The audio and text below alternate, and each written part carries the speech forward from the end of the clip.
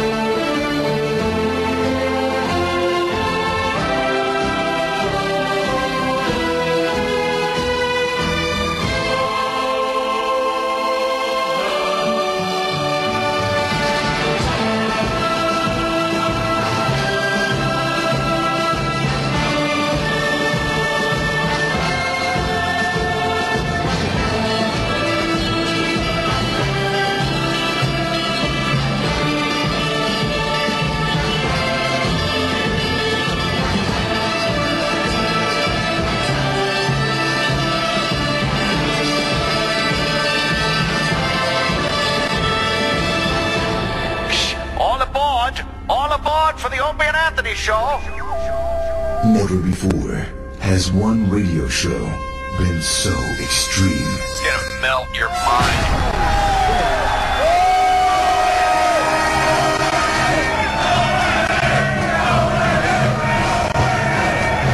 So vulgar. Shut up, you fucking degenerate hippie cocksucker! I would take a shot in the face from him. Very small cock. So flatulent. I've farted 3 times since I've been here. I'm like, all right, the Opie and Anthony Show. Here we are. Another 4 hours of love. The jokes all end up talking about cock and ball. This is good practice for Under the View. Quite simply, the greatest show in the history of broadcasting. This probably is the greatest that ever existed. You guys having a good time or what?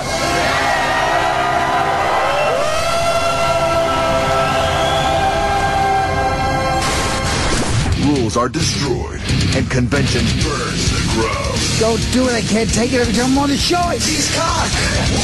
With Opie, the Destroyer. You're a bigger douchebag. You're a big douchebag. That's what I do now. Anthony, the Rage. Yeah, your guy had a corner on the peanut. We understand.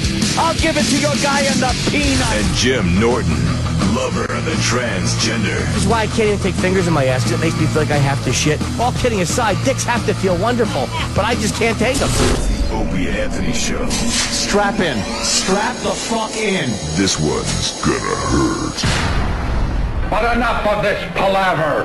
Let's get the show on the road. Good morning. Oh, look where we are. People weren't sure if we were going to be live today. It's Wednesday, January 2nd. Is that it? 2011.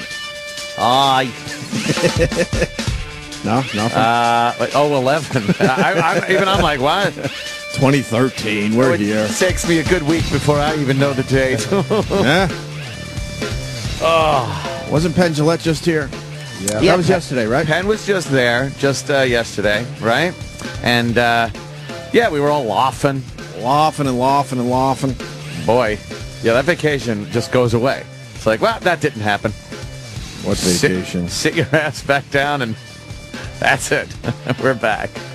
I officially have anxiety issues. Oh, Jesus. Because of my vacation. Oh, Jesus. I had my first anxiety attack. Why? I can't say yet. Oh, Andy can't even say. I just told Ed the whole story. Oh, it was great. And I don't mean to tease, but I just have to tell the people out there I had my first anxiety attack ever. I had to wake up my wife. My heart was pounding out of my chest. And with just pounding. cause, for the love of Christ. I can't say. I'll tell you off air, no problem. But no, and the only reason I think people know by now all this shit comes out in the wash. In the wash. I just need some time. But I did something over break. I can't say yet. But it caused major anxiety. Are you glad you did it or no? I don't know. I don't know. I guess I am. Okay. But isn't it more anxiety based on what could have? Yeah. Than what did? But yes. You start thinking things like let's say you're almost in a car accident. And then, you're okay. It's like, oh, thank God, nothing happened.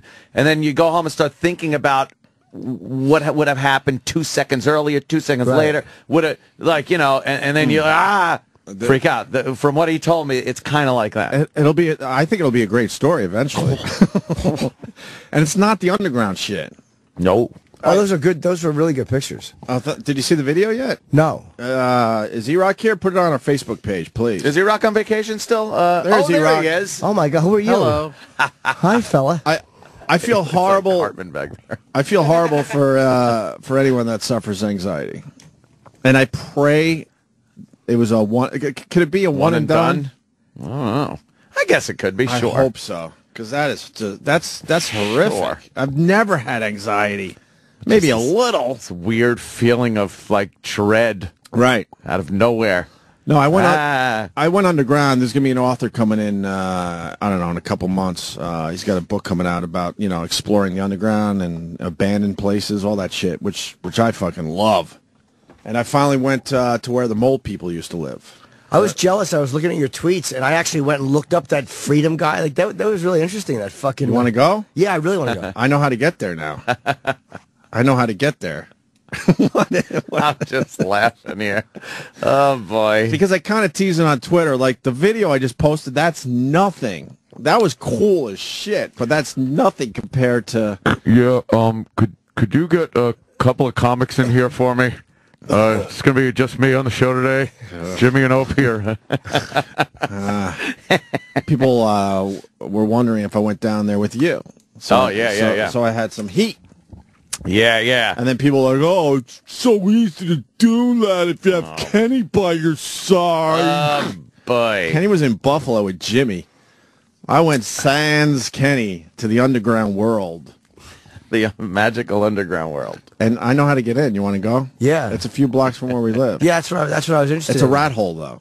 It's a creepy rat hole that you got to squeeze through. But, man, you squeeze through that, you're under the fucking city. You're in. Oh, really? Through the looking glass. You didn't see the video yet? No. I made a 3-minute quick video of my experience. How far down were you? 18 miles. Oh, I thought it was miles. closer up than that. At least 30 to 40 feet, at least. And when were those tracks used? And then at times it's only, I don't know, probably 20 feet. It's still an active tunnel, I've learned. Okay. It's the Amtrak tunnel.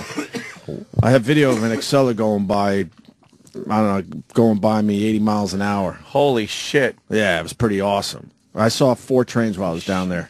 I was down there for 2.5 hours. You're still fucking... But are there those tunnels that are That not little at all? light you see way in the distance, that's how we got into this. Oh my God, move that. Probably we'll see somebody walking right on that grate, which, you know, you can see the sky through it. All the people up there don't know what's down here. Hey, can you see up women's skirts? really... Huh? Can you see up women's skirts? I'm going to make a great upskirt video in the summer. Yes! That would be great. See, I don't even want to talk about this because I want to bring people down now that I know how to get down there. Yeah, some of the artwork. Telling me that it's a self-portrait, and as you can see, his head is a spray paint can. So to make it clear, Amtrak still runs down here, and if a train comes along, we'll be killed. It says, "Drop the gun, mole." So I guess this is when they evicted the mole people from the tunnels? Yeah, that's what it's commemorating, is the eviction of the people who lived here.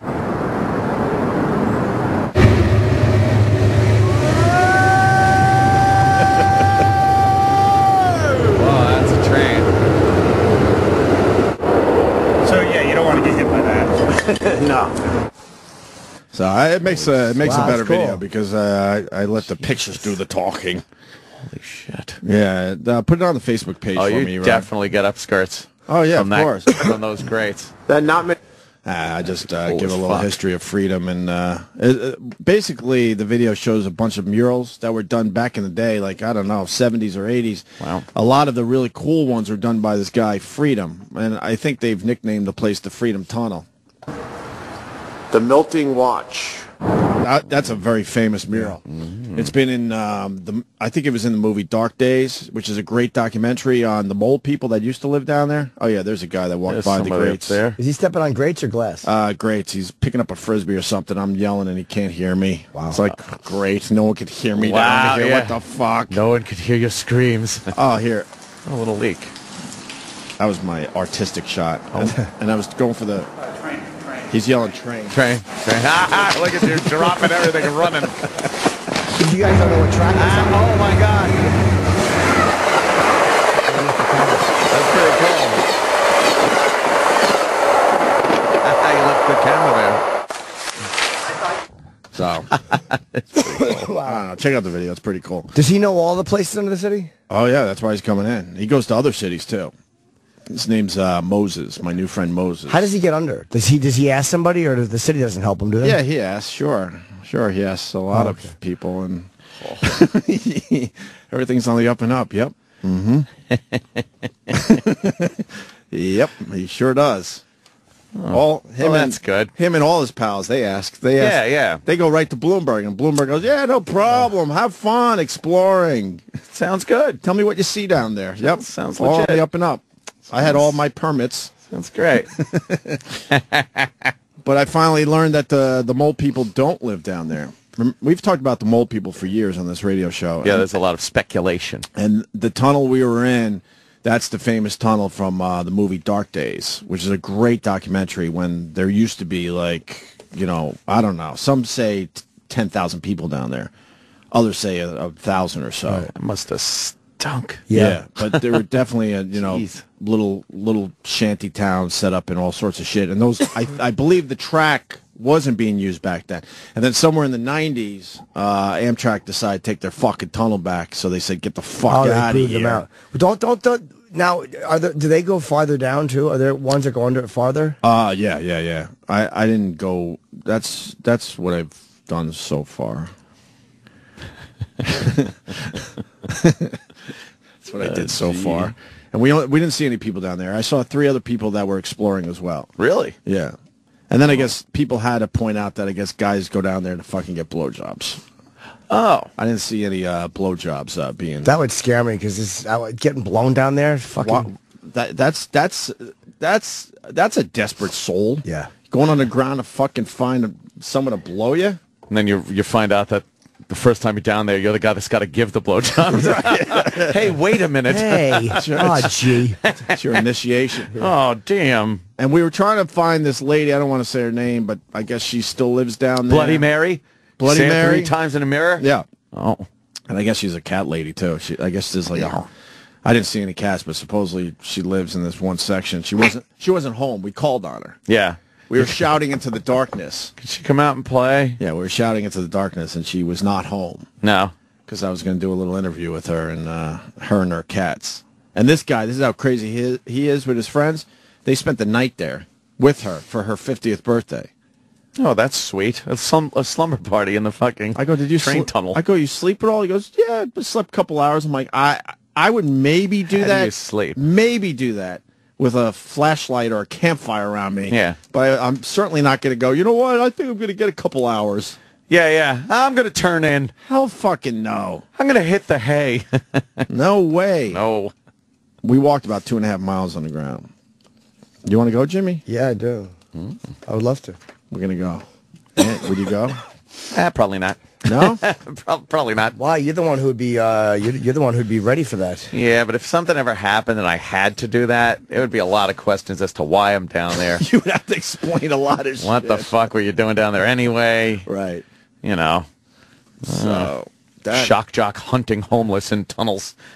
Right. That was the first half of my day, and then the second half.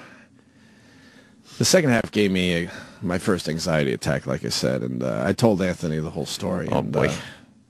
You're kind of having anxiety now, too, right? It's one of those, like, it's crazy. It's a crazy-ass thing to... Yeah. Yeah. And the guy kept saying, are you cool, are you cool? And I was like, yeah. But I wasn't cool, but I didn't know what to do. Can't be a faggy. I didn't want to be a faggot. I was feeling a little peer pressure. Were you? Yeah, I see how people get involved with stuff they don't want to be involved with. See? I've been in those situations. Have you really? Yeah, where you're not sure you should do it, but he's like, I won't tell. So you do it. Oh, well. Nothing I should get in a lot of trouble for is, so, but. Yeah. I don't know. It's a good tease because I think eventually, we'll talk about it. Yeah, you definitely shouldn't have been there. That's what you can. Oh yeah, I got a video that how we all joke about me and my stupid viral video. I got it. I officially got it. Trust me, I got it now. What a fucking paradox you're caught in here. I got it. I so got it. Yeah. I'm here to say I finally got my viral video. No doubt in my fucking mind. What would the disadvantage be to putting it up? Could you personally get in trouble? I don't know. I think you could. Not a lot, though.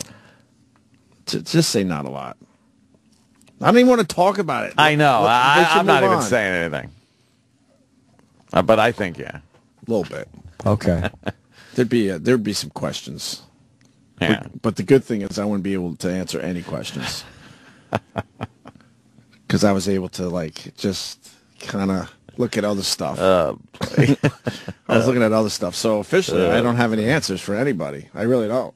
Oh, no. I don't but have if the answers. other person is saying, are you cool? Are you sure you're cool? That means he was doing something. Well, these guys, they do some stuff. They do some, I don't know, they do some trespassing. I know that much. They do stuff poke around. They poke around. They're poking around. Oh, okay. And I'm sure, the city in general doesn't want you poking around. They don't want anyone poking around. It's harmless poking around. Sure. I'll say that much. But they don't want you just poking around. No. So there's the quandary. You want to poke around, but, you might have to answer some questions. But As to your poking. But I don't have the answers to the questions, so I can tell you that much. Yeah. I would pass any lie detector test. Oh. Abso-fucking-lutely. Oh. Oh, boy. Yeah. This happened about... That anxiety is based completely on the fact that you're a parent. Yeah. Like, you're just thinking, what the fuck am I doing? Yeah, then I would get... Yeah. I have a great story. I'll have to tell it eventually. Hopefully not in a court of law. Kidding. You're guilty of poking in the first degree. But the underground video's up in all the usual places. E-Rock put it on the Facebook page. It's kind of cool. Yep, it's up there. I want to bring Bob Kelly down there, but he probably wouldn't fit through the rat hole. Oh, man. But if he did fit through the rat hole, then we'd have fun with him because he would lose his fucking mind down there. He'd love it down there, huh? Yeah, I was kind of scared. I'm not gonna fucking make believe I'm a big fucking hero here. Well, I was nervous the whole time. There's no calling for help. It's just you and fucking, you know. Well, and then when you go out on your adventure, like, you know, we got in, but there's no out. Oh, man. You got to go all the way back to get out. Well, we went out another way. Oh, you did? But the out the other way was 2.5 miles away. Wow. So when we committed, like when we're halfway between where we came in and where you can get out, you reach bingo. You're in the middle of fucking nowhere with no way to quickly, you know, get the hell out of there. With trains passing.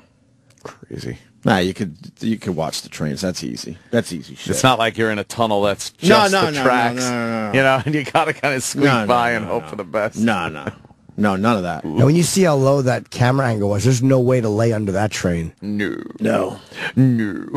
That's it. Yeah. Oh, my God. So, how was everyone else's holiday? Not, I think I'm having an anxiety attack right now. Doing anything, poking around or nothing. I do know damn well that I read some stuff about Jimmy Norton's time off, and I was like, "What? The club you played at up there in Buffalo? Yes. For New Year's. You guys were up there. Have a liquor license? Yeah, you guys were up there. I thought you were going for a quick That's trip. what I thought too. You're like the whole time you were off, you were up there. You just spent almost a week in Buffalo. Yeah, I did 7 shows there. So that's 6 days. Yeah. 6 days in Buffalo. Yep. And it sold very, very well. Apparently, the first 5 shows oversold. We oversold them. And when we get up there, he's like, "Yeah, we're still working on the liquor license."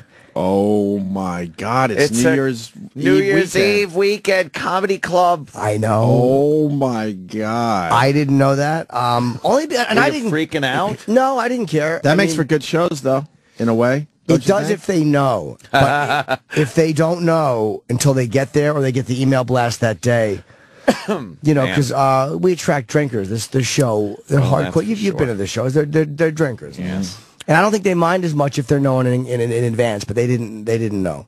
So some of them were upset. For this is the Friday, Saturday, Sunday shows. Monday, Wednesday, Sunday. Yeah, Monday, Tuesday, Sunday, and they were hoping that they'd have it by Monday for New Year's Eve. But a lot of bureaucracy and no such. I kind of know the story. It was just it's the lawyer shit. It has nothing to do with the club. So they were convinced they were going to have their license. But little dumb red tape happened. Yeah. Just the local bureaucracies, which everyone has to go through when you open a business. And Buffalo needs anything they could get. So why would they fucking delay that shit? I don't know, but I kind of felt bad for the owner because he lost a lot of fucking money because these shows were packed. Oh, you could have been selling booze. You don't want Buffalo people to sober up too long to realize they're in Buffalo Exactly, either. they got to stay warm. They got to stay fucking drunk. But they, afterwards, I mocked it, of course. We did like an apple juice fucking toast. So it was like a 6-year-old, a 6-year-old's birthday party and fucking happy juice. Yeah. Nice. Wait, people actually... A lot of them might have snuck their own stuff in. Yeah, I saw a few of your tweets that were pretty funny. Yeah. Jim was tweeting and then bold type some of the words and you could spell out what the fuck he was I was hoping they would trying to tell people. Buffalo's a wonderful place in the winter, huh? You guys are crazy. I tell you, man. I did 3 winters up there, man. Never again. I would rather fucking quit everything. Crazy. No, during the summer and the spring and the it's fall, fine. I like it up there, but the winters are brutal. Holy hell. You know what? We got lucky, though. I mean, it was snow when we came in. It was not... Oh, I thought we came at the end of the storm. I was like, we're fucked. But it's like, you know what? Buffalo, our plane was 5 minutes late, and that's all because it was coming. They don't give a fuck. Yeah, they don't care. Land. Snow, what are you, faggots? Get down here. They are really great with snow up there. They have figured out snow. No problem at all. It's never shut down roads or highways or malls. No. They just keep going. It's rare if they shut shit down up there. You got to get a 1.5 to 2 feet or more to get fucked up in Buffalo. Yeah. So we had no issues. Kenny said there was a foot of snow on the ground. There was, yeah. No problem at all. But it's nothing. Yeah. I had another anxiety attack when Kenny was telling me about that because it brought me back to fucking Buffalo. See? He goes, and the sun never comes out. I go, yeah. I did overnight radio up there. I went Monday through Friday without seeing the sun. Yeah. Yeah, it's fucking. And it snows every day because of the lake effect snow. Right. It just puts a dust of snow on everything, just enough to be a pain in the ass every day. You're always walking like you're arthritic. Like you always do that. You know that snow walk you do when you don't want to fucking crack your skull on the pavement? Yes. You'd always do that like you're an old man. But up there, it's different. It's like you're walking on marbles at all time. All times. Because it freezes, so it's little marbly fucking ice on everything. The first day we got, it felt like 2 weeks we were there, because we got there the first day on the Thursday. I said, let's go in a day early just in case. And we went and saw Jack Reacher. Because I've seen everything else. Tom Cruise movie, which looks a lot like Mission Impossible. Oh, dude, it was looks like the same. Was it good, Jim? You know what? It wasn't as awful as I thought it was going to be, but there was a lot of douchey moments in it. Yeah. But then I twittered a picture from the theater. We were literally, and Annie Letterman worked with me up there, and it was like me, her, and Kenny in the theater, and that was it. That's it. Huh? Oh, I thought you guys got there early. We did, but then that's like right before. I think 2 more people came in. That's it was empty. Yeah, I saw your picture. Did you cut out the bottom of the popcorn container, put it in your lap for Annie? For Kenny. We made Annie sit somewhere else while we jerked each other off with Jack Reacher. Wow, I just thought you guys got there early. We had, but I'm telling you, dude, that was literally right before the show. We had the same thing. It's a great shot. It looks like a fucking like it should be on the webpage for the theater. That's a nice picture. It is nice. I mean, I could put up on my brand new website. Oh, JimNorton.com. All those years I didn't have it. Yes, I finally got it, and I tried a couple of different designs, and I was so not happy with the designs. Oh, I couldn't tell by your tweets. Colin picked on you a little bit about your. He was cyberbullying. Well, not necessarily. Colin's a literal idiot because dummy didn't understand what I was doing. Right. So I said to him, I was so disgusted. I'm like, just get something up there. Yeah. Forget it. And this is the WordPress Express. Really good job. Really good. Anybody with you need at least 6 months of web experience to put a baby like this together.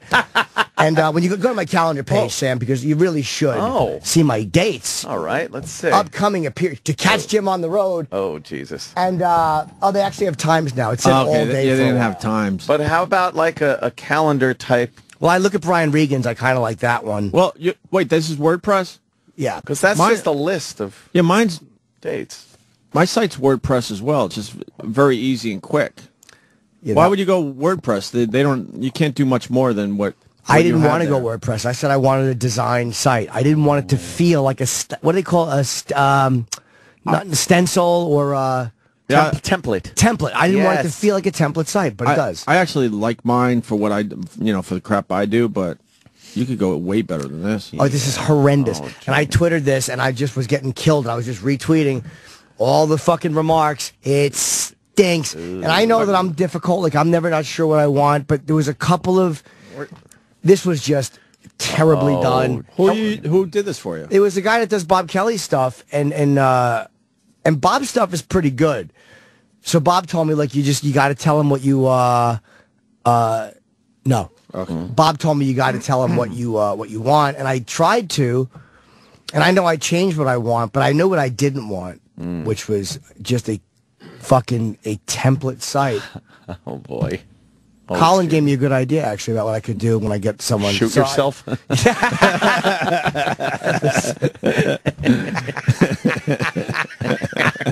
was so quick and mean and accurate. It's what I should. Believe me, I spent 9 hours thinking of it last night. So I laid there with my sleep apnea. My faggot mouth guard broke while I was away. The one thing that gives me sleep, pushing my jaw forward. You broke one of them? Well, it's just a little. The side snapped, and it holds my jaw forward. And I found out if I do that, and I put the retard chin strap on, that I won't have. It keeps my jaw forward and my mouth closed, so I won't have the obstructive apneas. Of course, the central apneas still happen, but it lets me sleep through the night, even though it's terrible. So that broke, so I had to buy a mouthpiece from the store. So sleep has been non-existent for the last 4 days. And then I tried the apnea mask again it was a fucking nightmare. Oh, I can't even imagine. A nightmare. That is crazy. So whatever. I mean, that's Oh, you poor thing. it's this. Yeah, but site's terrible. I mean, yeah, but that's a good start. Site's terrible. Nah, but it should have been better. But you got JimNorton.com, and you got something up there for now. It's like a placeholder, and it's fine for now. I just wanted to have a really good site, and again, I know I was a little difficult with it, but it wasn't coming out the way I wanted it. It wasn't like when I told him go to Louis C.K.'s site. I don't want Louis' site, but it looks like something that's simple. Let me see Louis' site. And it just looks like it kind of captures who Louis is as a performer. But he spent a lot of money on that. I mean, you could spend a lot of money on these websites. He might have, but that... he definitely has. But you see that's simple, Yeah. but it's really well done. Yeah. It's not complicated or crazy, but it's Louis. Right. I said, I want to do something that feels like it's me, but has that simplicity to it. Of course, that doesn't look like that. Right. You know, because I don't want to do his thing. Your site's you 20 years ago? Dude, they were killing it. Wait, that's Bob Kelly, yeah. But if Bob Kelly's looks like that, why does yours look like Well, like I told him different? I told him just to throw different. something up. All right, then you'll be fine. I got disgusted with waiting. It was waiting. And it was like, what a dummy this guy is, because I would have just promoted him if he did a good job. And I paid him. I paid him. Oh, I owe my guy. Shit. Just reminded me. Check's coming your way, I promise. Fuck. Checks in the mail. Checks in the mail. See, Bob's stuff looks pretty fucking good. Yeah, but he's been at it a while, too. You'll get your shit. Yeah. I like his Twitter link. That's pretty cool. Yeah, Bob's looks good. He's got I like cheat up that. there and all of his, he's got pictures of him from 8 years ago. WordPress? Oh, I don't know. I'm not sure. That's great. No, but Bobby's I don't site think is that's pretty WordPress. good. It might not be. Mine, of course, is. WordPress has limitations. I mean, you can get a nice little thing up there, but it definitely has its limitations. Yeah, it's what lazy people do. No, WordPress is just Oh, well, this guy should have not picked WordPress. That's the problem. I didn't want a Gotcha. template. I told him I don't want a template. I don't. I want it designed. I'll pay for it. You to design All it. right, now I understand fully. Colin gave me a great idea though, so I'm going to try it. Yeah, I didn't want to spend all the money because I'm not really sure what I want to do with Right. my personal website. So I just wanted like a little placeholder up there with some shit up there. That's Right. all. So for me, WordPress is fine for now. Yeah, I mean, for now I'm okay. My dates are up there. But you got JimNorton.com and you got basic info up there. You're good. I know, but you want like when you know what I noticed about Regan's site. Let me just Google a comedian I know. There you go. I went to Brian's site. You look at the calendar page. It looks like, and this is what I had told the guy I kind of want to go to his calendar page because the site is more Brian than I wouldn't do that. That with is Brian. pretty Brian. That's Brian. But the calendar, it's a picture of the country. Like an outlet of the thing of the country, and it's got like little balloons popping up where he's going to be. So I kind of like that. It's like a nuke strike. Wait. The balloons pop up when they're the current dates right around the corner, and then the other white spots are where he is going, but those are dates down the road, right, I believe. Scroll down. Wow, that's a great That's idea. pretty fucking cool. Because then you look if there's a balloon popping up Oh, in and your then it's area. big. Look at how fucking simple look at that. that is. And That's but nice. it's like Engraved. nice large print. Memphis, Tennessee. But when you go to his on the phone, I looked at it. I was on my phone. It comes up just really nice. Like Regan's site is designed well for the phone too. It's oh my God, somebody actually did a good job for the guy. Website's on a phone, and most people look at all their shit on the phone. I know. Yeah, that's what everything's looked at. Most. Yep. That and an iPad. Rarely your computer, right? Right, everyone? I need Coke Logic on this one, I think. Coke Logic is very good. He's not a web guy, though, is he? He can't do websites. Like, he's good with photos and... He is a drunk. He is drunk. You know that. He is a fucking... He's a sot. How do we all know that and I've never hung out with the guy? Because the only times we have seen him, he's been completely I think because intoxicated. he tweets about it a lot. Yes. And we've all gotten messages from him. Hey, it's Coke. Drunken lush. boob. Coke Logic on Twitter. He's a good follow. He is. Yes, he's a great guy, but a complete alky. Oh, my So was the club in Buffalo, that was the first weekend it was open. Second, Rachel Feinstein did, and Voss is going up next week, and they may or may not have the liquor license for Rich. Meaning this weekend. Yeah, this coming We're in the middle of the weekend. week already. And, Wow. We just went from Monday to Wednesday in the first hour of the show. Right? Beautiful. Cool as that. It was a good club, really nice. Good? Yeah, it was great. Where's the club? It's on... Is it in the city? It is Mississippi Street, wherever that is. It felt like it was in the heart Is of it near things, though. Chippewa? What's that? Chippewa. What's that? Chippewa. What's that? I think so. I guess I think so. I don't know. Yeah. It was that. It People wasn't. enjoyed the chip challenge. Oh, my God. Yeah, One of the last bits we Great. did last year. You know that big building in downtown Buffalo? It was the one that they lit up for New Year's Eve. There's like a big state building or whatever. You could see that right after you drove out. The really old building? Yeah. This was by a couple of the bars. Oh, you know where it's by? It's by a big stadium. It's next to the... Oh, where the minor league baseball team plays? Kenny's busy. I don't know. I would ask. Cobblestone District. Cobblestone District. It was really that's nice. A nice area. It was a good space. I'm starting to forget my Buffalo shit. Ooh. Cobblestone area. Where is that? It's going to be an amazing place once they get the liquor straightened out, which they will. Great. But I felt bad for the fucking guy, man, because... That's thousands of dollars. That dude, is with these so people? much money. That could be easily $10,000. Oh, boy. Easily. Probably way more than that. You think Probably even way more? than that. For the week, yeah. How many people per show? Well, it was supposed to be... I don't know. It's supposed to be like 250 capacity, but I think on a lot of them we had 280 or 290. It looked like that to me. I don't know. The first 5 shows. New Year's Eve didn't sell out. It came close, but you know, again, the no liquor thing chased a few people away. Man. But it was still great. They Right. were I couldn't believe how good the crowd was. Oh, they're great up there. Fucking, they're like Philly. They're like our best crowds. Yeah. Buffalo's great. We should go up there in the middle of the summer and do Yeah, in the something. middle of the summer. They were still talking about that fucking beach party. Oh, yeah. They were still talking about that. That's We go up certainly there, is. and there was guys like, dude, I was at that beach party, and one guy came work for the station. It's one of those famous things that everyone swears they were there now. Yeah. Yeah, it's like Woodstock. We actually were involved in one of those events where everyone now swears they were at the famous beach party. Some guy worked with you. He was talking about you. That's what Kenny said, but I can't remember his name. I was there 20 years ago, so that I heard this guy's only 40 or something. So he must have been an intern. Yeah. Do you know his name? I'll think of Kenny might remember it. Yeah, Kenny was saying someone was asking for me. Yeah. I'm like, I don't know, man. I don't remember anyone 18, 19, 20 at that point. Yeah, the beach party was the reason. I think we've said it over the years, but we were supposed to be fired for the beach party. That never went over the air, so that's kind of weird. TNA with O&A. That never went over the air? Nope. Well, they were doing updates. Yeah, but it wasn't. The local station was doing updates, Yeah. and I don't know. They wanted our ass for that one. Oh, my God, that was a Saturday, right? Yeah, it was just, we weren't even on the air. We weren't even on the air for that. No, that was pure self-pleasure. But the city still lost their shit. Yeah, They had all sorts of news reports and everything. Oh, and my God. I don't know. The heat was on us bad for that one, and there were rumblings that we were in some serious trouble. And then a mere few weeks later, we did Sex with Sam. That's how out of control we were. Yeah. Yeah, that was crazy. That was a crazy way to live. Crazy times. Fuck yeah, man. I remember. I think you and I were all of us were in the car, right? Being driven to the venue. Yeah. And we saw this really long line and this crazy traffic jam, and stupid us were like, God, I wonder why it's Gee, I so hope, crowded down here. Hope we can make it to the venue. There's traffic for something else. Because we threw this thing together because they wanted an appearance from us. Yeah. So, stupid me, I'm thinking, there's no way all these people are here for this dumb thing we just kind of threw together last minute on a Saturday. And it was. Wow. And we're crazy. Thank you, Buffalo. Fuck yeah, man. I'm obsessed with that guy in our gym, by the way. The fucking bald guy. Oh, he's all I think of. Was he always naked? He's always talking to the black dude who's an unfriendly fuck. Wait. I thought it was the other guy that's not naked. I but hate him too. He's always on I hate him too. The one who looks like fucking, oh God. Hey, who's the actor? Alan Arkin. He looks like Alan Arkin. Not him. I hate him. But I hate the naked judge. Yeah, we got naked guys in our gym. You running a sitcom in that place? It's fucking terrible. The naked judge? He looks like a judge, a little fat bald guy.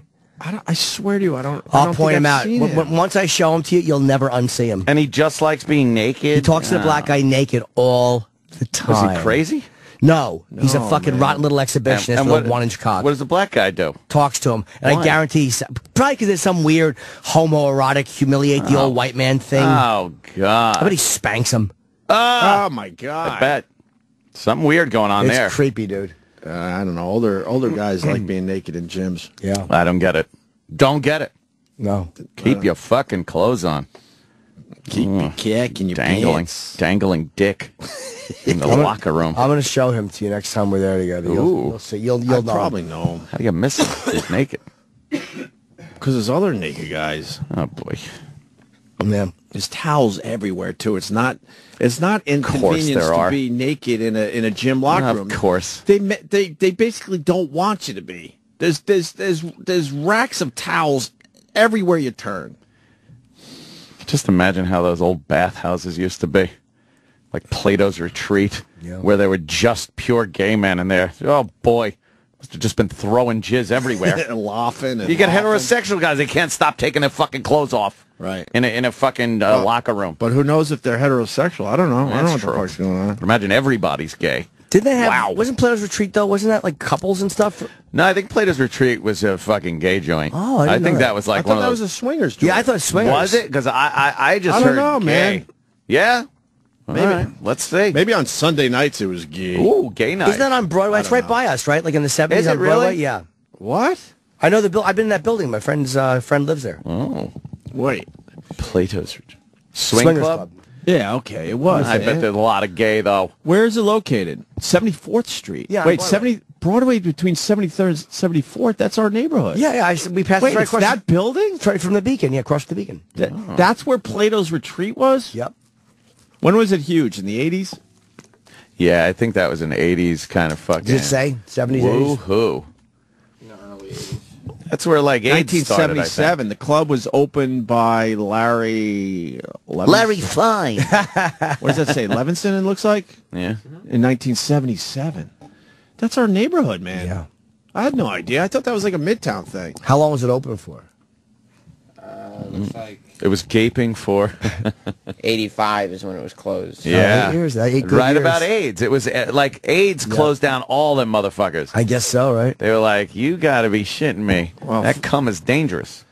Yeah, that AIDS ruined a lot of things. Oh, no one man. wanted to play with Magic Johnson. Can you imagine what was going on there? Oh, God. Like, you know what? Oh, forget about They it. didn't even want to guard Magic Johnson. I would imagine that they fucking put the locks on those places. There were fucking bathhouses, like where fucking guys would just go and suck and fuck and hang out in a warm petri dish.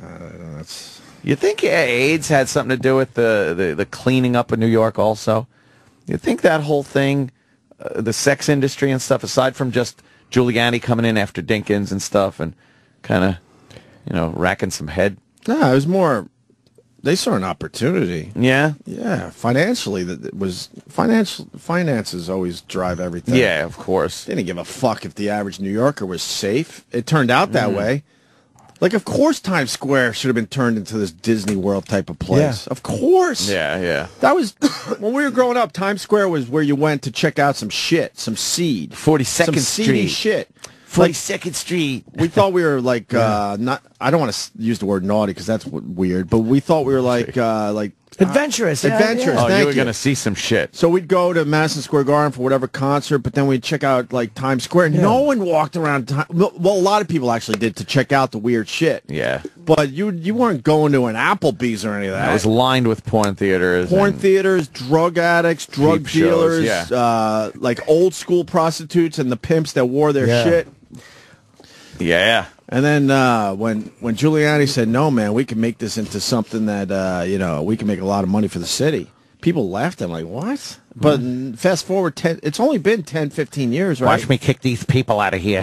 He went through. I think how many AIDS years? made it seedier. Like AIDS made the sex industry like you couldn't just go, come on. It's Right, just, right. Like with AIDS, it was like, what the fuck? Clean it up.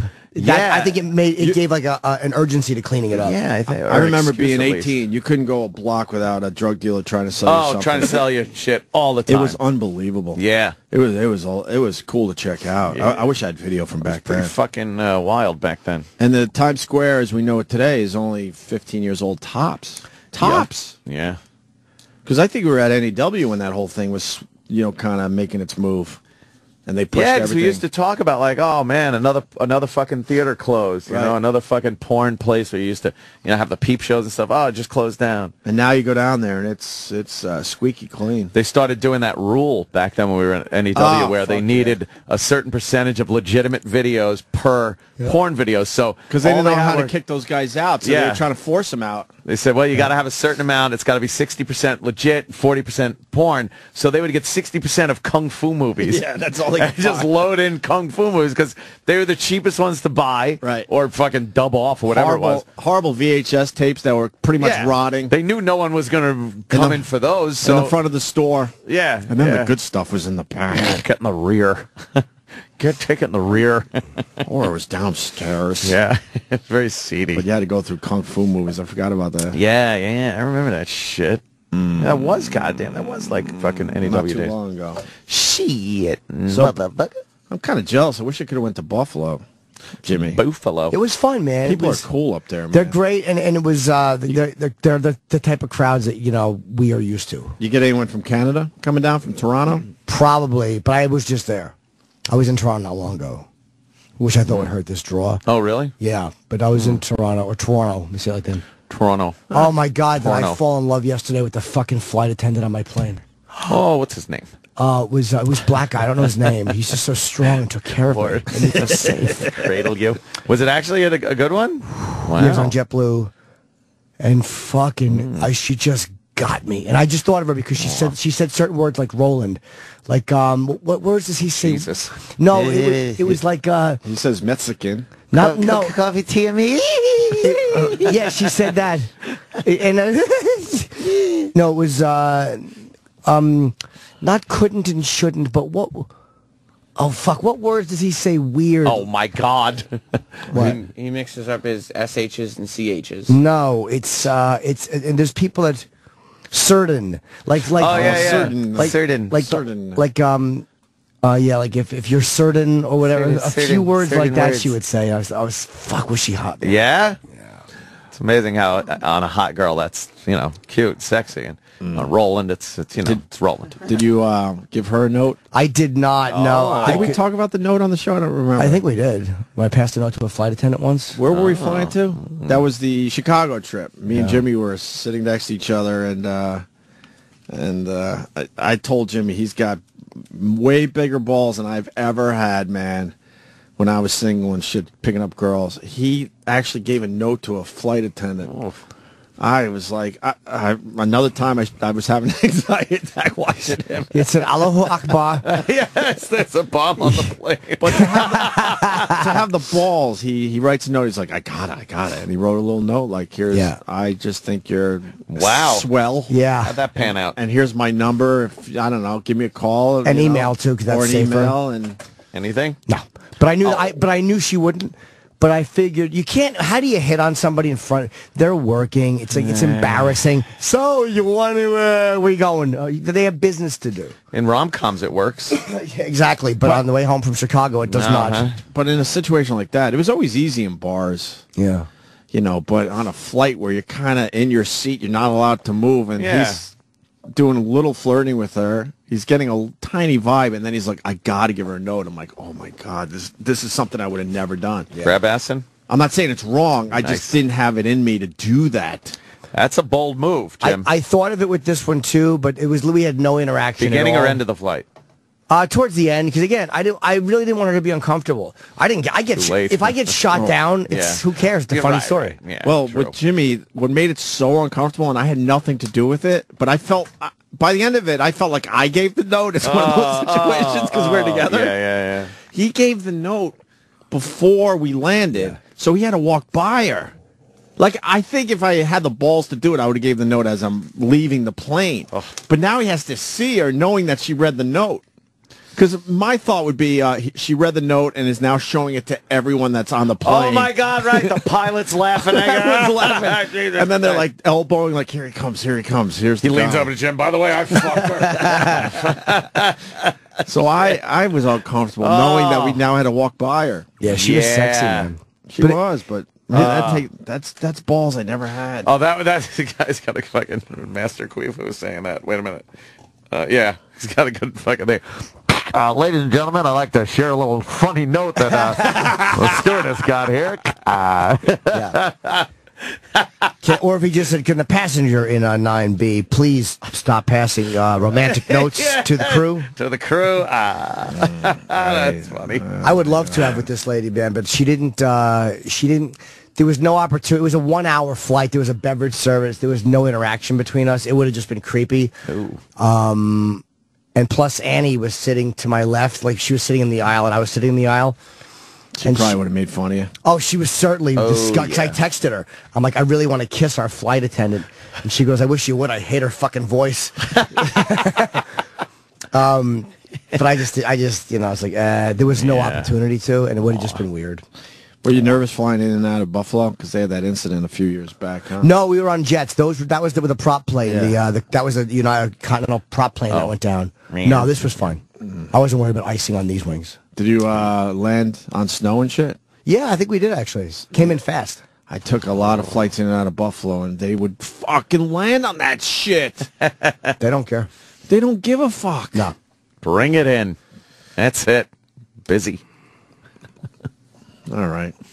Our food's here. I know. Break, so oh, boy.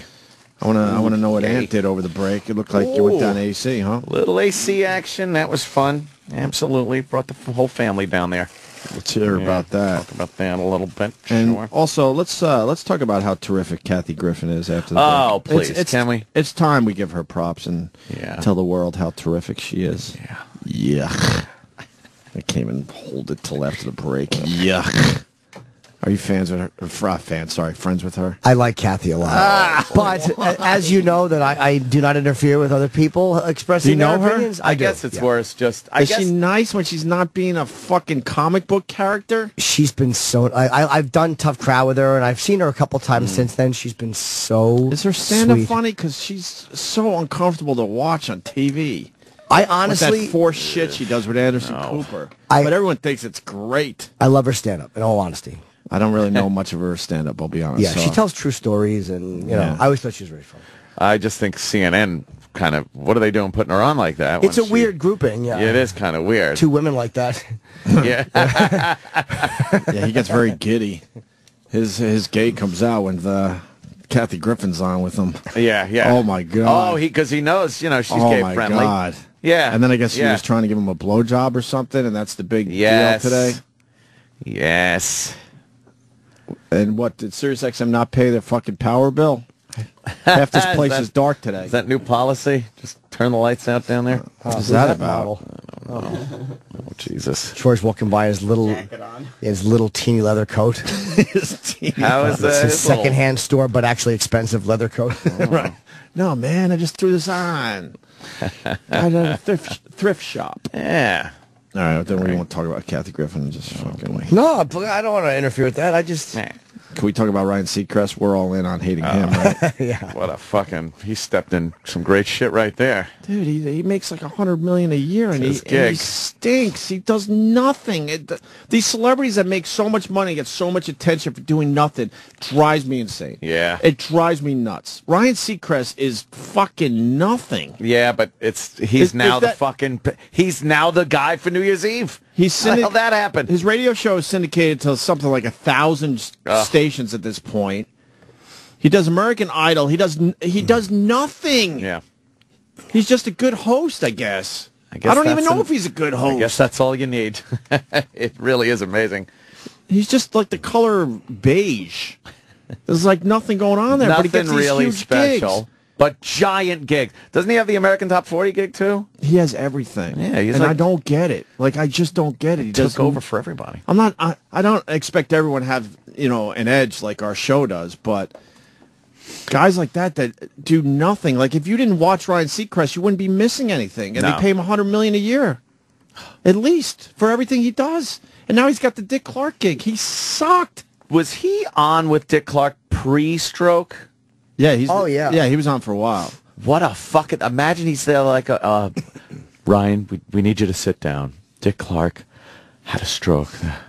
Yeah. Oh, damn. Oh, boy. That's what? No, he started after the stroke. Oh, did he? No, he didn't. When Dick was gone, Regis filled in for him. And then the following year, they had Ryan helping Dick out. Oh, that's how he got the gig. So Dick. if Dick Clark never had the stroke, they wouldn't have went with Ryan Seacrest. All right. He stinks, man. Someone's going to take over that New Year's Eve celebration because You think? he's not the guy. He's not magnetic? No, Dick Clark had it since we were kids, so obviously it turned out to be the thing to do.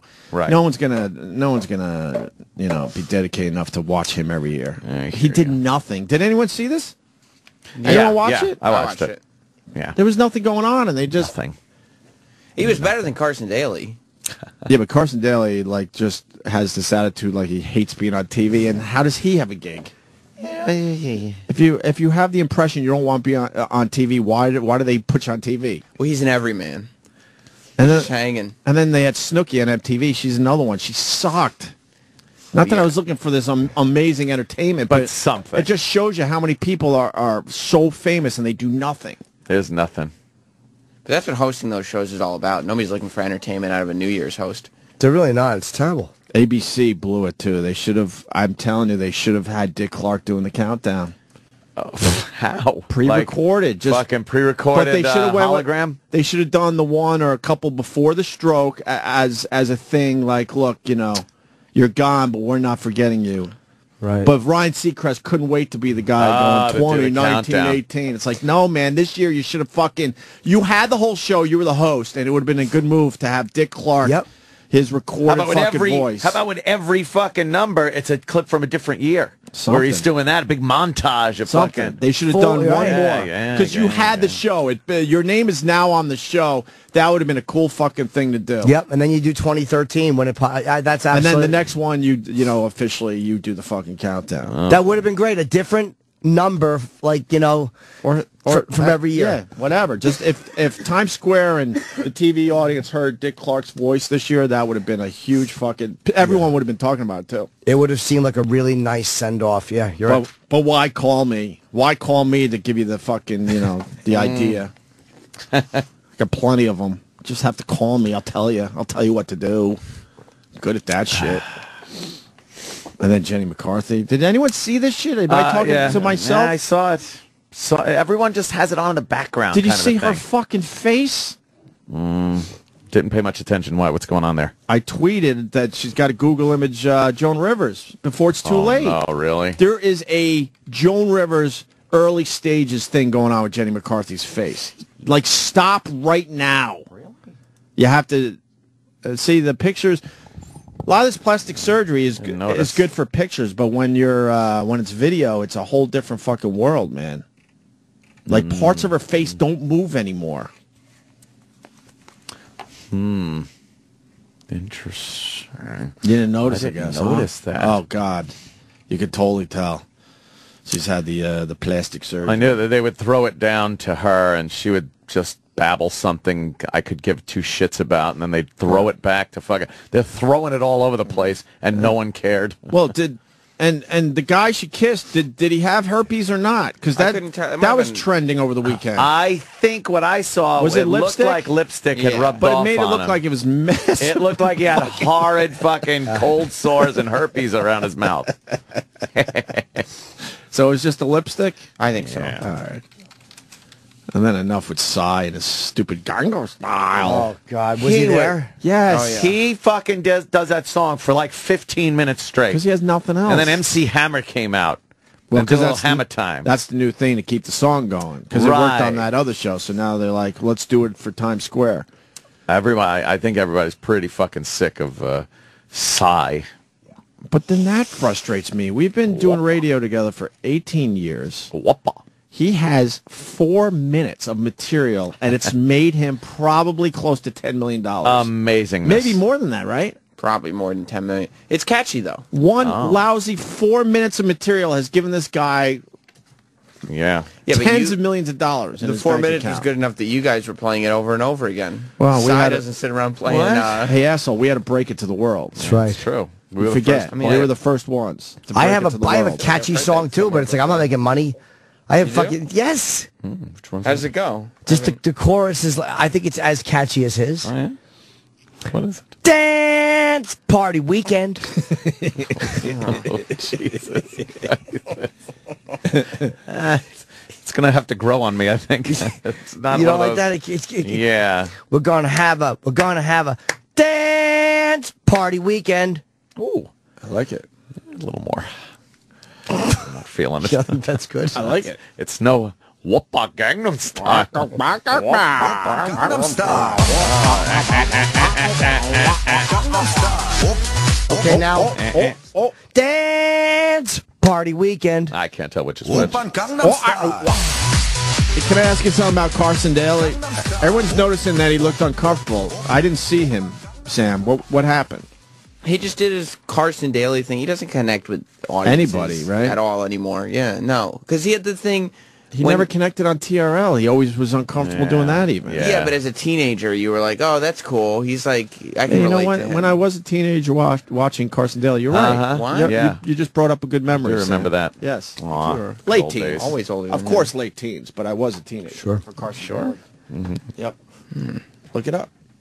Yeah, New Year's Eve with Carson Daly did a 0.9 rating. Is that good? And New Year's Eve with Ryan Seacrest did a 3.1. Oh, see, that's 3.1 higher or lower than last year.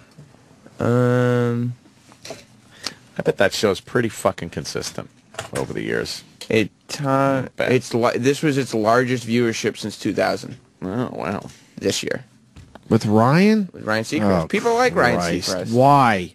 Answer that question. Why? To see how it would look without. Why do you like someone like Ryan Seacrest? Why? Because he's easy to watch.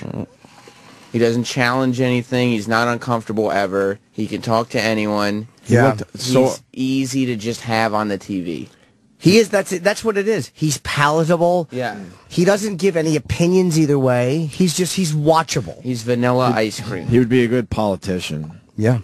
Because you don't know what he's truly thinking at any moment. And then they try to get things going on at Times Square, and there's nothing. They can't figure it out. They make believe they're in the middle of this amazing party, but they're not attached to it. But that's what you need as a guy hosting that role. Like, you need somebody who's not going to do anything controversial ever. Or call out what is real. Right. Like, you don't want anybody who's going to say, like, wow, this is going terribly. You know, this is boring. Nobody wants to hear that. And you know what? We could beat the shit out of people like Carson and fucking Seacrest, Ryan Seacrest. But you never really see Ryan Seacrest throwing in any political shit or nothing controversial. And because no one wants to hear it. You're right. No one wants to hear what Carson Daly or Ryan Seacrest have to say about fucking politics or gun control or anything else. Seacrest made the choice to sacrifice all artistic integrity. Right. All personality. He knew that it's like this People is just want me to announce things. Yeah. But what he does is not easy. I could never smile like that and be, I mean, obviously not that good looking, but I couldn't do it. But that's all you have to do. I couldn't How do it. easy is his day? You don't He pretty much reads stuff. You don't see many people as comfortable on camera as he is. With anything. Right. Being friendly. And that's the only skill it is. He's comfortable, but who cares? I don't care. That's all people want. Nobody wants to care. Like, it's not like he doesn't have fans per se. Like, nobody really supports something that he says. But he just doesn't bother anyone. Yeah, it's weird how he hosts a big radio show, Idol. He's like Zelig. He just fucking shows up in these places, and for some reason, he's got everything. He's a good a template for them or whatever. A good wraparound guy. Just seems like a boring career, though. It's right. Yeah, I mean, it doesn't seem exciting, but he probably enjoys making money. Just real. Yeah. When he does his radio show and he interviews celebrities, they're real, just incredibly basic. Who gives a fuck questions? And if we did that, no one would listen. But he gets every celebrity. Because you'd have to build a reputation as that. No one would listen. They would be, what the fuck's going on? Well, the publicists actually say to him, you could ask an edgier question than that. Probably. All right, let's go. Vanilla or chocolate, right? Come on. You know. He also owns all the Kardashian properties. He's a fucking smart dude, man. Jesus. God. That was his production company, right? Yeah. The original and all the spin-offs are all under him. Wow. And that's a show where all these the hot sisters, all they do is look at their phones. Yeah, but and millions of people are watching. I swear to God, I don't really watch. I'll check out a clip every once in a while, and maybe if it's on, I'll watch. I don't watch a little bit, but not on a regular basis by any stretch. That's the truth. I'll watch it. But when I do watch, they're all on their phones. That's all they do. Yeah. But either you watch it because you're jealous, or you watch to get mad, or you watch it because you like it. But it doesn't matter. Nobody cares why you're watching. It's unbelievable. But they watch. It does amazing numbers, and they're dullards. I'm so happy. They're so hot, but their personalities are shit. Well, she's pregnant now. God bless her. That's true. Her and Kanye. Ooh, it's getting so juicy. Look out. She is fucking sexy, though. But she did that for her publicity, for her fame. I don't blame him for not pulling out, though. I wouldn't. I'd come in her. Right in there. Her sex tape sales went way up as soon as they announced she was pregnant. Are they good, the sex tapes? No, it's not a great sex tape. No? Did it show her pussy nice? Yeah.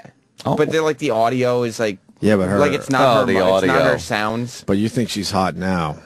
What kind of pussy does she have? I mean, I'll never deny Kim Kardashian's a piece of ass. That is. I just don't understand why she's so fucking famous just from a sex tape and... It's really weird. She's a lot younger God. in these things. Oh, look at this. That's Ray J, right? Yeah. Let me see that pussy. Is that her? I think so. Towards me, Sam. I can't see. That's kind of plump. No, it's not meaty, It's though. not the greatest pussy, to be honest No, with it's you. okay. I hate the little hair thing. That was the time. A little triangle. That was the It's days okay. of the triangle. True.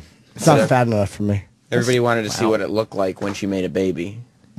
Oh, I see. She got pregnant, and everybody was like, oh, what's it look like to impregnate her? Wow, that's average at best, right? Yeah, I prefer it. It looks too, like, coiffed and trimmed. I prefer it to look like, I want it to look like it was something that was being made out of clay, but then it was a fire, so the guy ran out of the building and left it undone. Like he made a clay flower and just fucking gave up on it. I like that Opie is so annoyed with Kim Kardashian, he even has to insult her vagina. I'm not insulting it. He said it wasn't good. I didn't say it wasn't good. It's average. It's all right. Yeah. It's an average veg. There's something not Yeah. great about it. I want it to look like her body Give me is another throwing picture up of a it, meat sandwich from vomiting. Let me see this. It's a little different. That's the same picture. Yeah, it's all right. It's kind of chubby. It's not bad, but it's not what I would have hoped for. Oh. I would have hoped. I don't like that part. Yeah, Ant's problem is the fingers. Yeah, the hand that's pulling away the thong. Jesus. I would have hoped it would be much fat. Let me see that one up there. Wow. That's, She's on a red carpet line sucking a dick. How'd that happen? Which one? This one? yeah.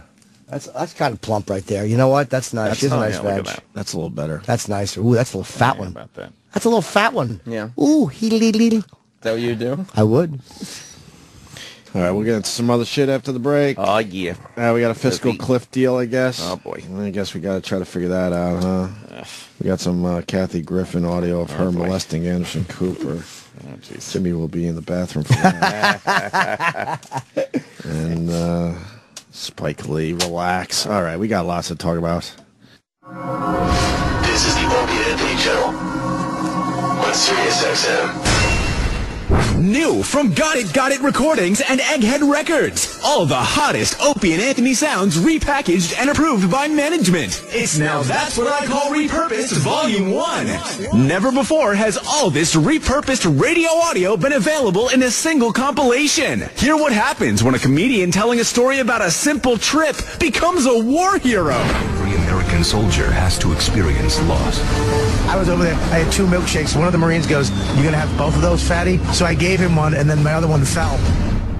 I had to go back and get 2 more. The Comedians Don't Stop with Rich Voss and a conversation about technology that turns into a little something else. Good morning. Thanks for calling Radio Shack. You hook it up, okay? Are you listening? Are you listening to me?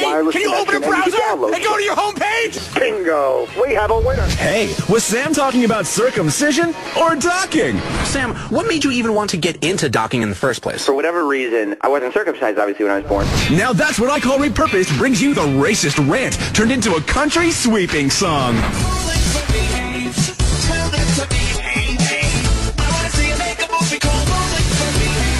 And we really get meta with Repurposed. Purpose is sounding weird now. Repurposed. Nice. We've got to keep pumping them out, or they won't leave us alone. It's Now That's What I Call Repurposed Volume 1. Available now from Got It Recordings and Egghead Records.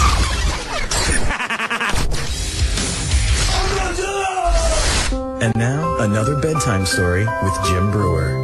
Listen to this one. I went to Iowa, Dubuque, Iowa. We roll up to this gorgeous hotel. Gorgeous hotel. The kid comes up to me. He's got a camera, and he goes, "Brewer, your dad has to go.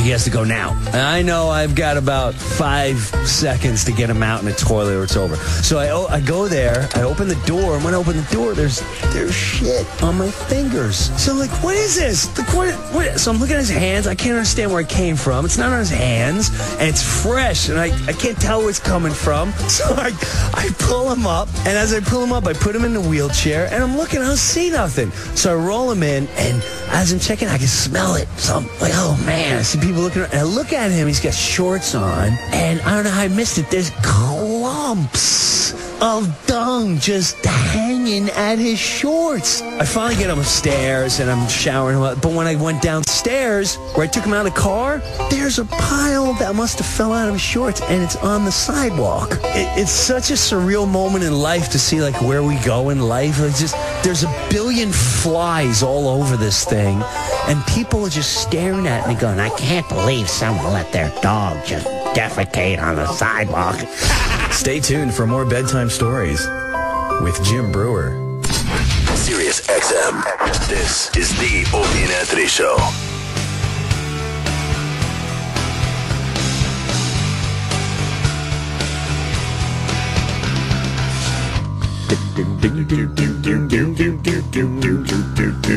I fucking hate my snowing Christmas tree. Oh, wait a minute. Yeah, you had the snowing Christmas tree. What do you mean you hate it? $600 for this thing. Yeah. $600. But it snows. My wife bought it. I just saw it in the window one day. Said, "Oh, that's kind of cool." Next thing you know, she was doing the right thing and she bought one. And I fucking hate it. What's wrong with it?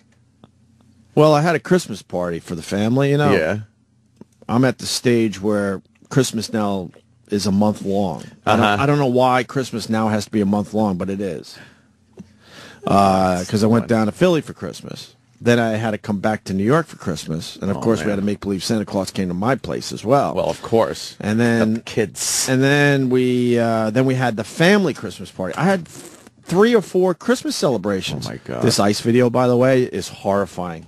Did you see this yet? No. Oh, this is the viral video of the day. It's called sliding into I don't know, lake, pond, or whatever. One guy falls in. Yeah. So then another guy goes, well, I'll fucking get you. And he goes to the edge. He falls in. Then someone starts running over because obviously the person that fell in is someone close to them. So that dummy starts running toward them and slides all the way in. It turns out because of one person going in, 12 others went in.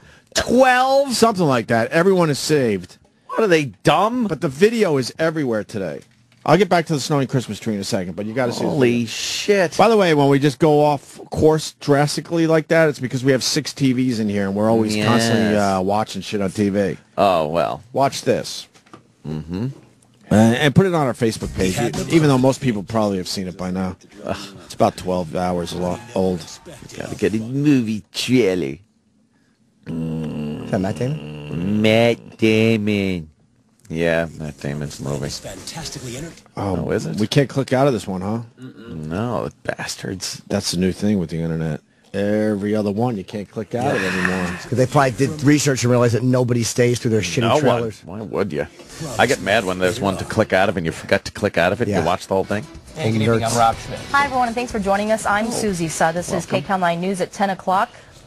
And caught on camera, nearly a dozen people landing in icy water in the local mountains. This incredible video begins with a man on a sled falling through the ice in a not quite frozen lake, and then the dramatic efforts to rescue him. It all happened at Jackson Lake, Wrightwood, on Christmas Day, and KCAL 9's Rachel Kim is live tonight in Acton with video you won't soon forget. Rachel. We thought to ourselves, that ice isn't very deep. Mickey and Michelle Herman recorded and watched with concern as people sled down onto an icy Jackson Lake on Christmas Day. One man even walked his dog on it. In moments, the Hermans were frozen with fear. One man's ride ended when he fell through the ice. It's like he went off the edge of the ice. Yeah. Well, someone said he can't swim, and it just went from there. Then it just turned into panic. It was hard to watch. It really was. We saw that guy go under 3 times, and the 3rd time we didn't think he was coming back up. One after another, people came onto the ice to try and help, only to find themselves falling into the frigid This guy, I'll help you. He pulled him in. Reaction of slips and falls. That guy's like, so fuck I ran that, back up to the car, and I asked for the rope that was in the car. I went back down to the edge of the water. I undid the rope. I threw it, and it's a 25-foot piece of rope, and it was coming up about 7 feet short. By this time, the Hermans say there was chaos in the crowd, made worse by a language barrier. Mickey tells us those on the edge made ropes longer and began throwing them in to the people in the water. They also tried inner tubes. After about 8 minutes, this man slid in and helped get the other man out. Fortunately, he was a good, strong swimmer, and he grabbed the original guy and helped him over to the inner tube. Everyone in the water was roped in, and the man who fell in first sought warmth from the crowd. We were just really thankful when they got out. It was, Christmas Are they Day. Mexican? We were thinking What a of this dick to man fucking not be able to swim and be in doing the that. cold water and may die here on Christmas Day, and so we were just very happy, that they all got out okay. Live now in God, they made that so boring. They really did. That's not even the good video? The good video. No, they were more the story than the video. We don't like sensationalizing things here at KTAL. But whatever the fuck it was. News people live in a different fucking world. They did the Polar Bear Club. Yeah. And they actually came back. Someone had, obviously, a GoPro on. Yeah. And they're like, oh, my God. And someone crazy videoing the whole thing. And I'm thinking to myself, if you're in the media, you got to know what a GoPro camera is by now. So why can't you tell your viewers that it's a GoPro camera? Look at this crazy guy. He filmed the whole thing. He had a camera on him. Yeah. Look at these idiots. Is this the... the guy just fell in. Yeah, this is the longer video where you get to see everyone. Look at that's this idiot, pretty stupid. Look at this idiot running. Obviously, he's going to slide right in. That guy's in. That's How about 3 this guys guy? in. Give me the rope from under the seat. That guy made it out. Right there. How about you keep filming? Give me the rope from under the seat. I'm going to save me some Mexicans. His dumb wife's not helping. Yes. All right, now there's 3 in, right? That guy's drowning pretty good right there. Swim for it. Now there's 4 in. How about you swim for the edge? Yeah. Call 911. No kidding. Now they're just throwing their inner tubes and ropes into the water. That's okay. I think he's going to be okay. Oh, really? You do, doctor? Yeah. The hypothermia is setting in. Exactly. Yeah. Dr. Cuntala. He's trying. All right, then there. Throw the guy's him a got rock. a rope. The guy's got a tangled piece of rope there. He tangled the rope up. This is the worst rescue I've ever seen. Horrible. This is the worst rescue. I know they're not first responders, but and then they fell through. They fell through a new hole in the ice. Oh, you dummies. now we got 5 in the ice. And now that guy, why would you try and now that saving guy's that in. guy? You don't know him. Why would you do that? Holy shit. Sorry, I'm not going in for anyone on ice. Just dummies. You fall on the ice and I don't know you, good luck to you. I'll try to throw a rope. Right? But I'm not going in as you're panicking. Ask him if he's okay. See. Yeah, ask him if he's okay.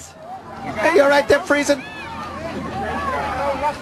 Yeah, they're just swimming. That kid's going to drown. That kid's going to drown. Really? 1, 2, 3. Now all the ice is broken because everyone ran to the thin ice, putting more weight on it, breaking that whole area. Why? I am stunned at how horrid these people are. Why is the guy in the inner tube not paddling? Right. That cocksucker, he's just laying there like a fucking statue. Oh, my. Oh, my. Fuck you if you can't swim and you're going on an icy lake. Yeah. You're an asshole. Now the guy's interested in saving himself. How much time left in the video? How about that? I'd be swimming like a motherfucker. I'd be doing laps. Yeah. Doing the breaststroke, getting some exercise. All right, that's it. Then they go, sure. Isn't that amazing? Comedy of errors. They really... Comedy of errors, that Chip. Yeah. Yeah. A little Benny Hill music would make that a lot of fun. Yeah. Terrible rescuers. Anyway, so Snowy Christmas Tree, fucking hate it. You know, why do you hate it? Maybe I should just It's so festive. have a quick contest and give it to one of the listeners or something, so they could have it next year. Well, I had my family party, and all my nephews and nieces came over. There was about 30 people in my house, and they decided that the Snowy Christmas Tree was so cool that every time they ran by it to go do whatever they were doing, what little kids do, they needed a handful of the snow. Oh, they would drag their hand into the fake snow. Yeah, you'll be finding that stuff for years. Our cleaning lady, because I share one with Jimmy, she had a good old time cleaning that up. Yeah. She probably loved it with roasted. She probably counted them and put them back. It was everywhere. Yeah. fucking everywhere. I'm It done does with look the like snowing Christmas tree. Does look like something that would be messy. And now I don't even know how to put the thing away. What do you mean? Because it's all static too. Like, so it sticks to everything. And Oh, now, man. Now somehow I have to get all the fake snow into a bag, and then the tree. It's going to go all over the place. It's a nightmare. Yeah, yeah. Good concept, but I don't want it. When do you start taking that shit down? Well, the party was Saturday. What day are we up to? It's already Wednesday. Was it Saturday? Oh no, we had to cancel the party because of the snowstorm. Not that anyone cares. So then we made it on Sunday. So when do you take all the Christmas Today. shit down? I'm done. Comes down today? Yeah, fuck that. I remember being a kid. We left it up to almost February. It was like a long time, yeah. We really did. Way too long. Yeah, my inside stuff is coming down today. Today, right? Yeah, yeah. Funny that these jackass New Yorkers, because they don't have a lot of space, the day after Christmas, their trees are out. Oh, the trees are out on the street. Jimmy's seen it. Yeah, it's the 12:15 on the 26th. Right. They're done. Yeah. No, you wake up the next day and, go for your coffee or whatever, and you'll see piles of Christmas trees. The day after Christmas. They're like, get this fucking thing out of my tiny apartment. Leaving all those needles all over the street, all over the elevators and stuff. Yeah. In apartments. Yeah, yeah, taking that up and down the elevators. Oh God. Yeah, we have Christmas tree removal in our building. Oh, you do? Yeah, they don't want you fucking doing it. They don't want to deal with the needles in the hallway. Oh, so they're like cargo elevator. So freight. they come in with the big bags and they go, look, we'll take your tree out for you. Wow. So we don't want to fucking clean up the mess because you're going to be lazy and drag it around. Yes, like through bodies the hallways, with the plague. like you said, the fucking elevators. Nice. It's handy. I hate the snowing Christmas tree. Yeah, I knew that was going to be an issue with the snow getting all over the place. Have to. Like, everyone's like, oh, it feels good. You put your hand in, it's kind of nice. No, you don't put your hand in it. And then, like, they pull their hand out and it's stuck to their hand and halfway up their arm. And, of course, now they're shaking it. And it's going all over. I should have made a video. Is that a piece of it on your shirt? Yeah. No way. Yeah, that's one. That's one. That shit's everywhere. Yeah, there you go. That was one on my sweater. Yeah, here you go. There it is. Yep. Oh, boy. But, how was your Christmas? Very good. Yes, it was a lot of fun. Was Santa good to parties. Sandy Claus. Now, I've already told, and everybody knows, I just buy whatever I want, and Christmas, don't get me anything. I don't care. I like, I kind of do like the festive Christmassy thing. Do you? It's fun. I have everybody, they came over the house on Christmas Day, and there's plenty of little tater tots running around to make it, all fun. Festive. For a little, Does anyone play Santa Claus at your house? No. But the presents get, passed down. The little kids are playing with Legos and whatnot all over the goddamn place for me to step on and to leave that crap all up. No, I'm teasing, of course. I had a very good time. It was a lot of fun. And then I had Christmas Eve was over at my aunt and uncle's house. Went there. That was fun. And then we all decided we were going to go to Atlantic City. Wow, how many? Me and I guess it was 10 of my family went. Did the Brigada put you all up? Yes, they did. Holy fuck. That's a high roller. You're a whale. It was how many rooms? Great.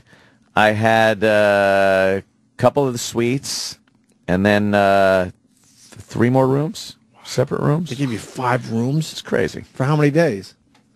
For Wednesday, Thursday, Friday. Holy fuck, man. Oh, it was, and everything like, Jesus. And everything, we'll get to that, I guess, at some point. Everything comped, taken care of. It was fucking astounding. How'd you do? Huh? How'd you do? I honestly did not check. Well, the first night there was a bloodbath. I got fucking pounded. How bad? Put it this way. Well, you could give us numbers. The worst single night loss I've ever taken. Could you give me some fingers? Yeah. Show us on your dick beaters. I had out markers in the amount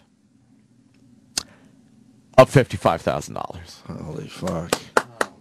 You lost 55 G's? That's what my parents paid for our house Oh. When we moved into North Brunswick in like 1980. Oh, wow. 55,000. I had markers out for, that was me just You were going, down marker, 55 Gs. I was down 55. 55 Jesus large. Christ. 55. 5.5 stacks of high society. I'm going to have another anxiety. I was, oh my God. I was down. So I'm like, Were you fuck. screaming? No, I was remarkably calm. Then, and we went out. I mean, the family, the whole family went to the great steakhouse they got there, the Homestead, and we got those trees, those giant trees of appetizers. Here's the plugola, by the way. Oh, no plugola. It was great. Believe me, I earned this. So we just talk about our lives. Oh, it was great. Just fucking around. The Tower of Seafood. Tower of Seafood. Which You is go amazing. all out. Because you could go like a little one. No. When we got where you three. can't see the other side of the table. Dude, we got 3 of the big ones. So you don't even know who's on the other side of it. Who knew? Who cared? I'm eating seafood. God damn it! Spin I'm those eating trays around. $55,000 worth of seafood, and then the butler comes up to the room. He's like, "What would you like?" I'm like, "I need a couple of bottles of Chianti, a couple of bottles of Shiraz. Bring me some Grey Goose. Bring me some Jameson. Bring me some Captain Morgan. Need Cokes. I need a bunch of beers. I need mixers. I need orange juice, apple, fucking everything. All free, by the way. Oh, and they just whisk it up to the room. And you don't have to pay for that. Whisk it up. You don't have to pay for that. People Well, should know that. $55,000. But I mean, But no. It's all, as On long the as you arm. gamble like that, they will fucking bring you anything you want. So, took that. We had a great time. Went to dinner the next night. Wait, I want to slow you down a little Yes. bit. So you're at dinner knowing you're 55 and in the hole. Yeah. You can't be enjoying dinner. No, I was. I had a great time. You're Family able and to stuff. shut that part of your brain off. Yes. Wow. I I'd be knew out of my fucking where I mind. was. I knew where I was in the world. But you also know that the next day you're going to come back. Or No, I it's- don't. But I mean, like, you know that's that the scary part. you bounced it. You know, The gamblers. scariest part isn't that you just dropped 55. The scariest part is there's another night left, and I'm going to try to make it back, but there's no fucking guarantees. And when do I stop?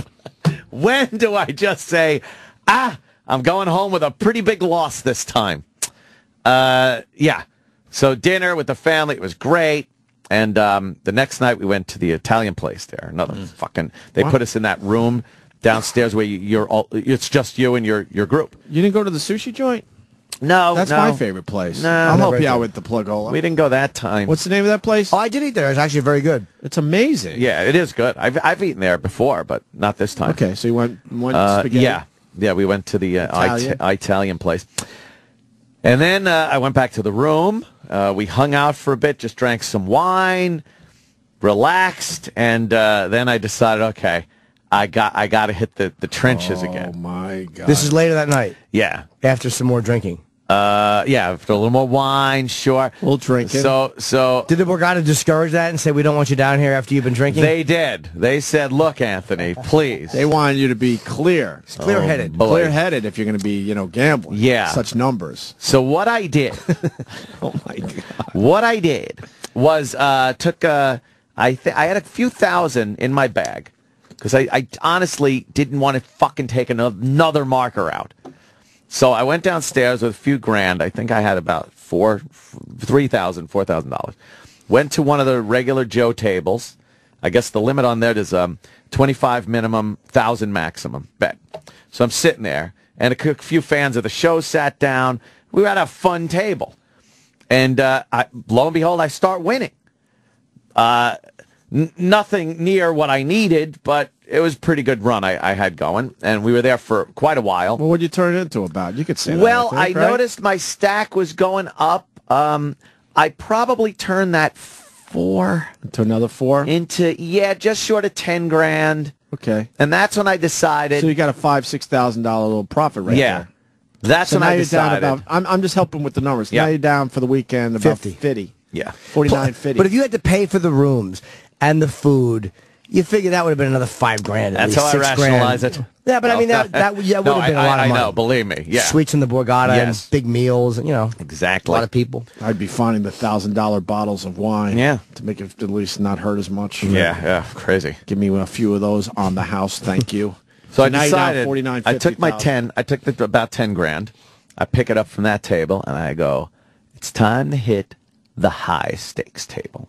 Because that's the only way I'm ever going to make any headway here. You can't do anything with the $1,000 max bet. It just doesn't work. You're gonna win a few, but then if you win the big bets, those big bets are key. And winning those when you only betting 1,000 ain't gonna do it. That's a lot of money. It's a lot of money. It's unbelievable. So you go to the high stakes, which I like is I like looking at Sam during these discussions. Oh, that's hilarious. Sam, it's not reality. No, it would literally be as palatable to him as if you said you were betting severed heads and children's fingers. Like I just lose track of what you're talking about. Yeah, completely. it's just completely out of line. It's I bizarro understand. world. Can you live comfortably on 55,000? That's a good. I would imagine. I would imagine that's at least a year for you.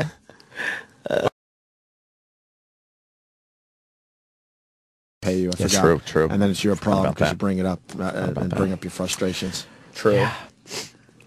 So the high stakes table is it was a 100 minimum, 6,000 maximum bet.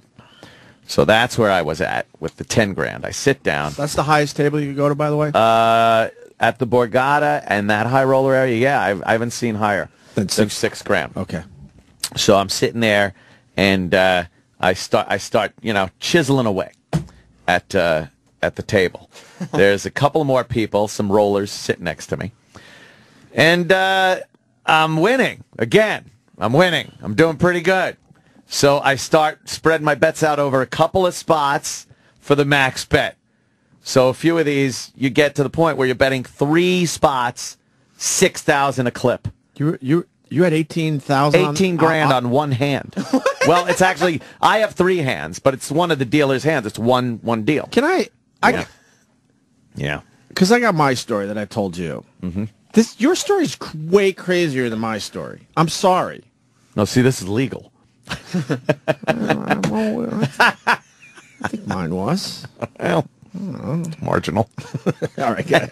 So you got 18,000 down. And sometimes you win those, sometimes you don't win those. It's one of those. How many did you do in a row? Because you can't do that all night No, long. you don't do those in a row. You only do a few.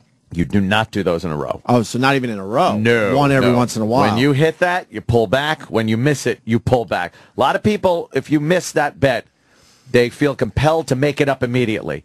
You got to pull the reins back and rebuild. It's called rebuilding. Get your head back together. Get your head back. Don't fucking freak out. Yeah. Well, after a while, it started going up. I had the purple stack of $500 chips. That's the small little. And that, they started running out of those. So they had to start paying me in the $1,000 Borgata money tokens. That's a tower of thousands? Yes. Holy that fuck balls. Each. How many are there? Do you know that when when we all went for UFC to Las Vegas? Yeah, that was fun. I gambled with Bob's money, and we were bragging that I turned $10 into $30. Dude, that rules. That was my big event. Well, I wound up getting up to about $80,000. Oh my god! So I turned that 4,000 initially when I left the room to 80,000. So now you're up for the weekend. 25,000. I'm up 25. Walk away. Well, I had a few bets that went awry. Oh man! Now look. You're never going to fucking cash out at the absolute top. I'm trying to get into the mind of a gambler. You took the massive hit. You're down 55, like, holy fuck, this get way worse. Exactly. And now you're 25,000 up. Amazing, right? Why can't you just walk away? Because I could get 100,000. True. All right. So you had a few bets. I know that's the answer. So a few bets went amiss. Right. How about a mister? A few bets went amiss. So I decided. How bad of a miss? It was a couple of them a miss. Yeah. Well, here's the deal. I go back to the. I finally say, all right, color me out. I'm done. I'm done. She colors me out. I get all the chips. What's that? I go to the cage. I cash out. And along with my initial the $4,000 that I had invested in this. They handed me an additional green $25 chip after all my markers were paid off. So I wound still up 55 in the hole. No, I was ahead $25. After all my markers were paid, I was ahead. Okay, I got you. $25 for the week. So basically what happened, Ant lost 55, gained back 80, and then threw 25 back at them and made $25. Yes. Was that your weekend or? That was it. And then everything else was paid for. The hotel, the fucking meals, 10 family members. So they gave you $25 to go to Yes, that's exactly it. I ended up $25 ahead. They keep bringing you back for the big hit, it's and hilarious. It's not They're dumber than he is. I know, it's stupid. They keep waiting for Kumi to fucking lose everything, and he always manages to eke back. Oh, they're gonna. I don't know how it works. I know how it works. Next time you go, they're gonna put a dead hooker in your bed. They probably will, and say, "Now you're going to go down deal there, with this. and you're going to lose badly." Because my brother sat there. He sat at the table. We'll take the dead hooker out of your room, and no one will know about it. My brother sat down at the table. Jesus, and fucking was just annoyed as shit. He can't fucking make headway. I sat down. There were a few fans of the show who were laughing their asses off. They're saying, "Dude, I swear, I thought it was a story. I thought you exaggerated things." He goes, "I can't believe I'm seeing this right now." My brother pointed out. He goes, "You throw the fucking dealers off. You fuck them up because I do not for a second shut my mouth. I am constantly running off. Blackjack, 7 please. There it is. Fat card. Dealer, no shenanigans. Put it there. Blackjack, 17. What's that crap? Turn it over. Yeah, motherfucker." It's constant. Yeah, but constant. But you're not really throwing the dealer off. They're still are doing their freaking job. out. But they're doing their job. Oh, they are. They're not having missteps. I know, but there's a cosmic energy that lingers over tables. Sometimes it's in the favor of the dealer in the house. Sometimes it's in the favor of the players. If you keep that fun spirit up, it's just fucking. It's an energy. There's an energy there. I don't know what it is. But going back to the compound, were you bummed that you only had $25 profit in your pocket? I never. You know something? I never fucking leave thinking like, "Oh fuck, I should have." I've left the Borgata like 20 grand in the hole. I've done that. That wasn't fun. But I've never left thinking like, "Oh, motherfucker, I should have done this." Dude, 10 fucking family members had the time of their lives. Anyone else win? I mean, you technically let won. me think. I don't. I think my Aunt Fran did, but you know, she's playing slots and stuff, and nobody wants to admit their winnings to Aunt because it's so humiliating. The amount, because they want to brag about their $500 they won. But yeah, it's adorable. Aunt thinks that's just cute. It's adorable. It's believe me, my giant hit is right around the corner. I'm sure one of these days I'm just gonna be like, "Oh fuck, what happened?" That was a fun fucking run, though. That second night was a pip. They want you back? Tell you. Already? Oh, of course. How do they get you down there? How do they get you down there? Limo. You the whole family piled in. Helicopter I know. That's what I'm thinking. Tell them enough of these dumb limos. I'm thinking next time. You know what? I like the limo, though, because I just sleep in it. It's nice to take that nap. Little helicopter ride. Nap after. Or would it be a little plane ride? It would probably be a helicopter. Helicopter. Yeah. Why don't you go? Look, I'm not going back until you give me the helicopter. They probably would. So do it. I just never asked for it. But do it just to see. Of course they would. Yeah. Do it just to see how it goes. Yeah, you should. Helicopter. How that'd be what? 40 minutes maybe? Maybe. Half hour? I don't know. I don't know how fast a helicopter. Pretty good. Pretty fast. Yeah. Yeah, it was such a pisser. Then even just going back in the rooms and then, doing the late night room service shit with the family, laughing our asses off, just fucking drinking. It was fun. Good for you. And then, hanging out with the family and stuff New Year's Eve also. But by that point, I realized I think that's my limit. What? For however much time we were off, that is all I can do and with continuous partying. Because New Year's Eve hits, finally, I'm ready to go, and I couldn't have felt shittier on New Year's Eve. I was so fucking shot, done. Everything from just tired, eating badly, hungover. I was just like, all right, I've had it.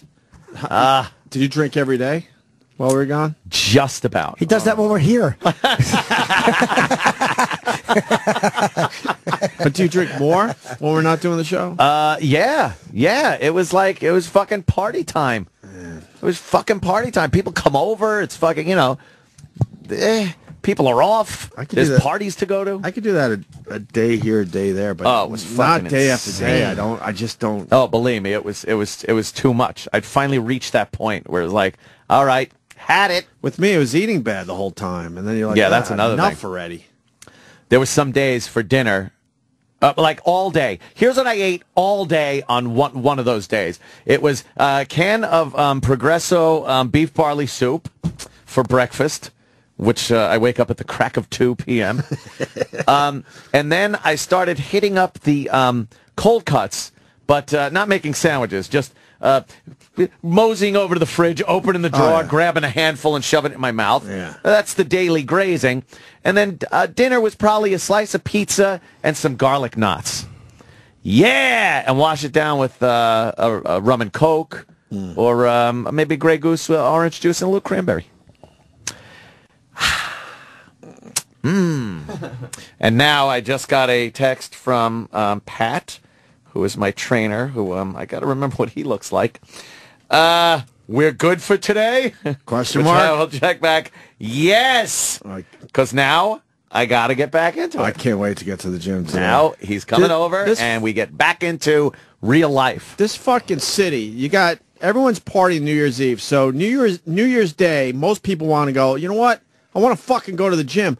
Our gym was closed yesterday. I figured it was. Fucking assholes. You think a lot of people want to do that on New Year's Day? Because you want to wow. You feel like, all right, at least if I get a gym run in, I'll feel a little better about myself. Yeah. So the gym was closed, and then the dumb juice place I go to was closed. Like, really? People want to detox that's true. New Year's Day. Yep. Yeah, I hear you. Get a dumb vegetable juice. That was closed as well. Everything was closed except for those stupid Japanese people.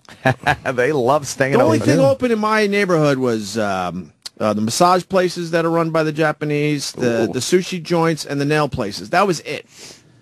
People were just wandering around the Upper West Side, and they couldn't go anywhere. Ain't because there everything was fucking New Year. closed. You know, Ain't there New Year's? my right elbow really hurts, and it's like I'm on a good run with working out, and of course I have to. I'm such a fucking cocksucker. You know what you got to do?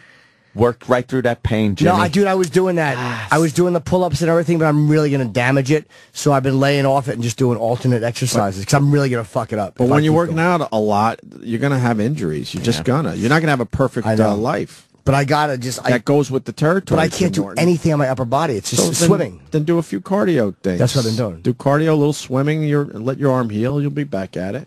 Just annoys me. I'm just finally on a good run. Smashing my elbow like on the ice years ago, and to this day, this day still hurts. And occasionally when I'm doing like pull-ups and stuff, I'll have to do a couple before it feels better. Yeah, like I'll almost hear like a really? There it is, and then it feels better. You just got it at that point. It's like Louis C.K. said, no, that's what you are now.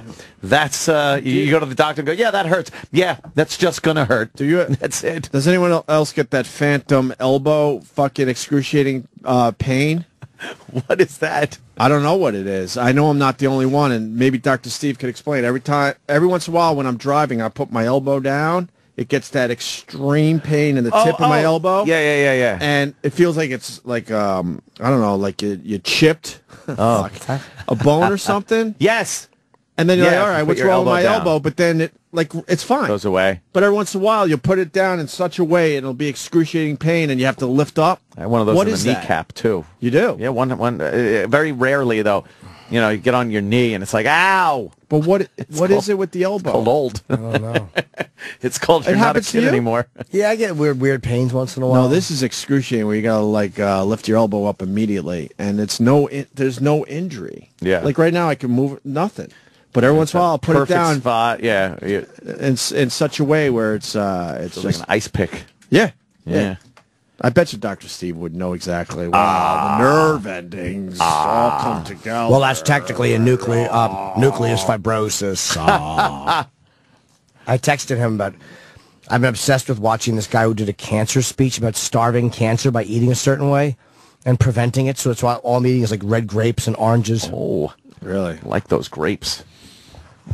Yeah.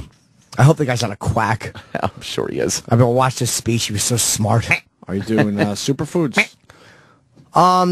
No, but I mean, this is like specific stuff, targeted.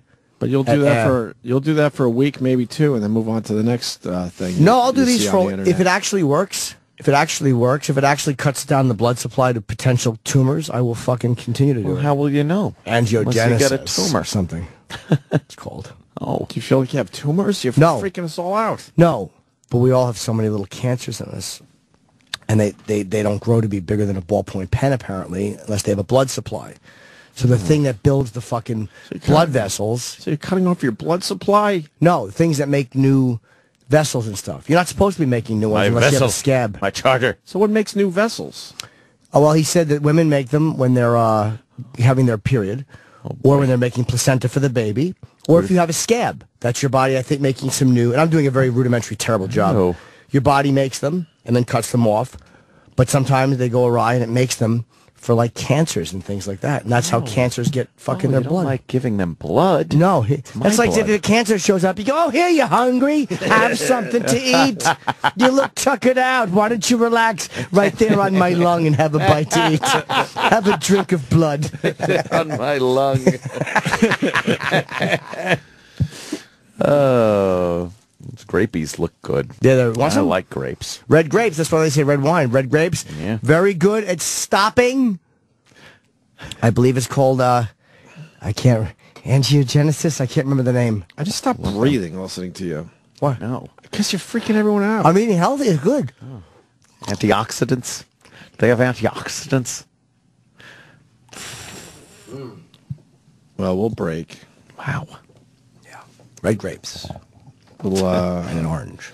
I guess we could start talking about some of the stuff that happened over the break, like losing Jack Klugman. Yeah. I was watching the fucking Odd Couple marathon that was on over New Year's Eve and New Year's Day. Oh, so fucking funny. Talk about him. That show. We lost, what's his name, too, from that Tootsie movie. You're kidding. Who? Charles Durning. Charles Durning. I was ready to say Dennehy, too. Brian You Dennehy. were about to say Dennehy. Brian Dennehy and Charles Durning. Wow. Great character actors. Yes. Mix both of them up. Oh, Jimmy. And also Storm and Norman we lost. Storm and Norman. Oh, that's right, Schwarzkopf. Norman Schwarzkopf. Mm-hmm. I thought he would have been a lot older. He looked old when he was the guy. How old was he? He was only 80, 78. What was he? He looked old when he was in charge of everything. And that was during the a long time ago. What was he, 78? Yep. Jeez. How old was he in the Gulf War? Well, Gulf War, the first one was 91, right? Somewhere around 91. there? So that was 21 years ago. Wow. He looked old back then. Really? Gee. We'll talk about all this shit next. The Opie and Anthony channel on Sirius XM. It's now time for Masturbation Memories with Jim Jeffries. My mother came and grabbed the duvet, and I was holding on to this. Is 300 pounds of misery, my mum, right? She's bending right back. And then I had one choice because I was naked. It was the middle of the day, right? Fucking 110 degrees of Australian heat, like in your measurement, right? I'm sitting under my bed having a wank. My mum walks in the room. I throw the magazine down the side of the bed in one motion, and she goes, clean this fucking room up. And she goes, why are you laying in your bed? I went, just having a nap, and she just goes, well, get up now. And she goes, why are you getting up? I said, I will get up. Can you get the fuck out? She starts pulling on my duvet. My erection strengthens. No, she's pulling on my duvet. I'm panicking like, oh, fuck. And I'm going, please, mum, no. And I had to make a decision, right? She's a big woman. I had to make a decision. I let go of the duvet. She goes flying backwards into the cupboard, and I flip onto my stomach as quick as possible.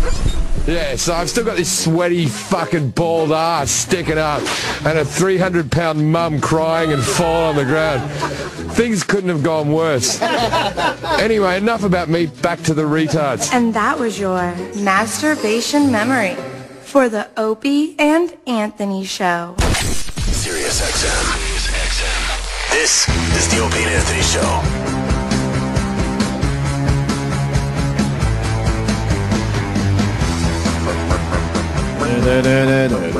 Sperm donor for lesbian couple ordered to pay child support. Yeah, I read this one. Really? That's craziness. What's that about? Apparently, this guy is being held liable to pay this money. He just donated some jizz to some les couple so they could have a kid. All on the up and up, or were they doing it on the side? I don't know. It sounds like it was on the up and up. And sounds like it was on the side, and that's why there's an issue. Really? Yeah, man. If you go through like a sperm bank, I would assume you're covered for that crap. Yeah, I think, though, if you want to know what the person is about, or, you're like, oh, let's have some of your jizz. And I think they signed stuff that said he didn't have to support the kid. Right. But then, you take him to court. And William Murata, 43-year-old mechanic from Topeka, was targeted by Kansas state officials earlier this year to pay child support for the little girl who is now 3 after the couple had parted ways. So the couple parted ways that he helped get pregnant. The lesbian couple no more. He responded to an ad on Craigslist. Okay, I'm starting to think it's not on the up and up. Posted by Angela and her former partner Jennifer, who were seeking a man to be a sperm donor so they could conceive a child.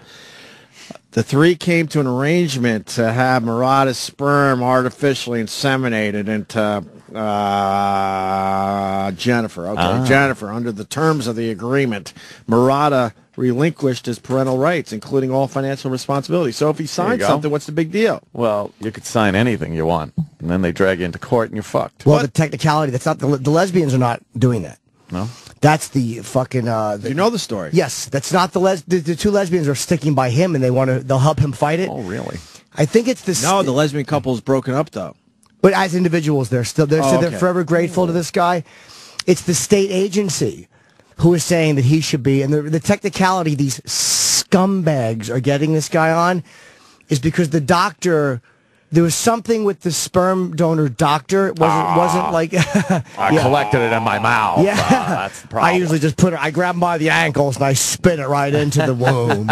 In the womb. Yeah, I'll do that, and I'll spit it down, and I'll kind of mush it in with my fist and my class ring. But that's the thing, is that the license, or the guy wasn't licensed, the doctor wasn't certified to do sperm donation, or whatever it was, like one of those things. They found the guy on Craigslist. Yeah. So in 2010, the couple, who continued to co-parent 8 adopted children ranging in age from 3 months to 25 years, parted ways, raising the issue of who would pay child support for the little girl that, was conceived with this guy's sperm. Okay.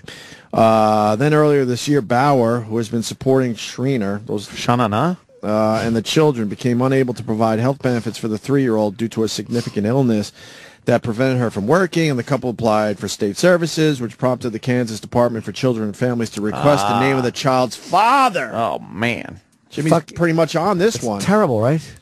Because Jennifer, and I'll use their first names, it's easier, and Angela was the child's sole parent under Kansas law, which does not recognize... You better recognize...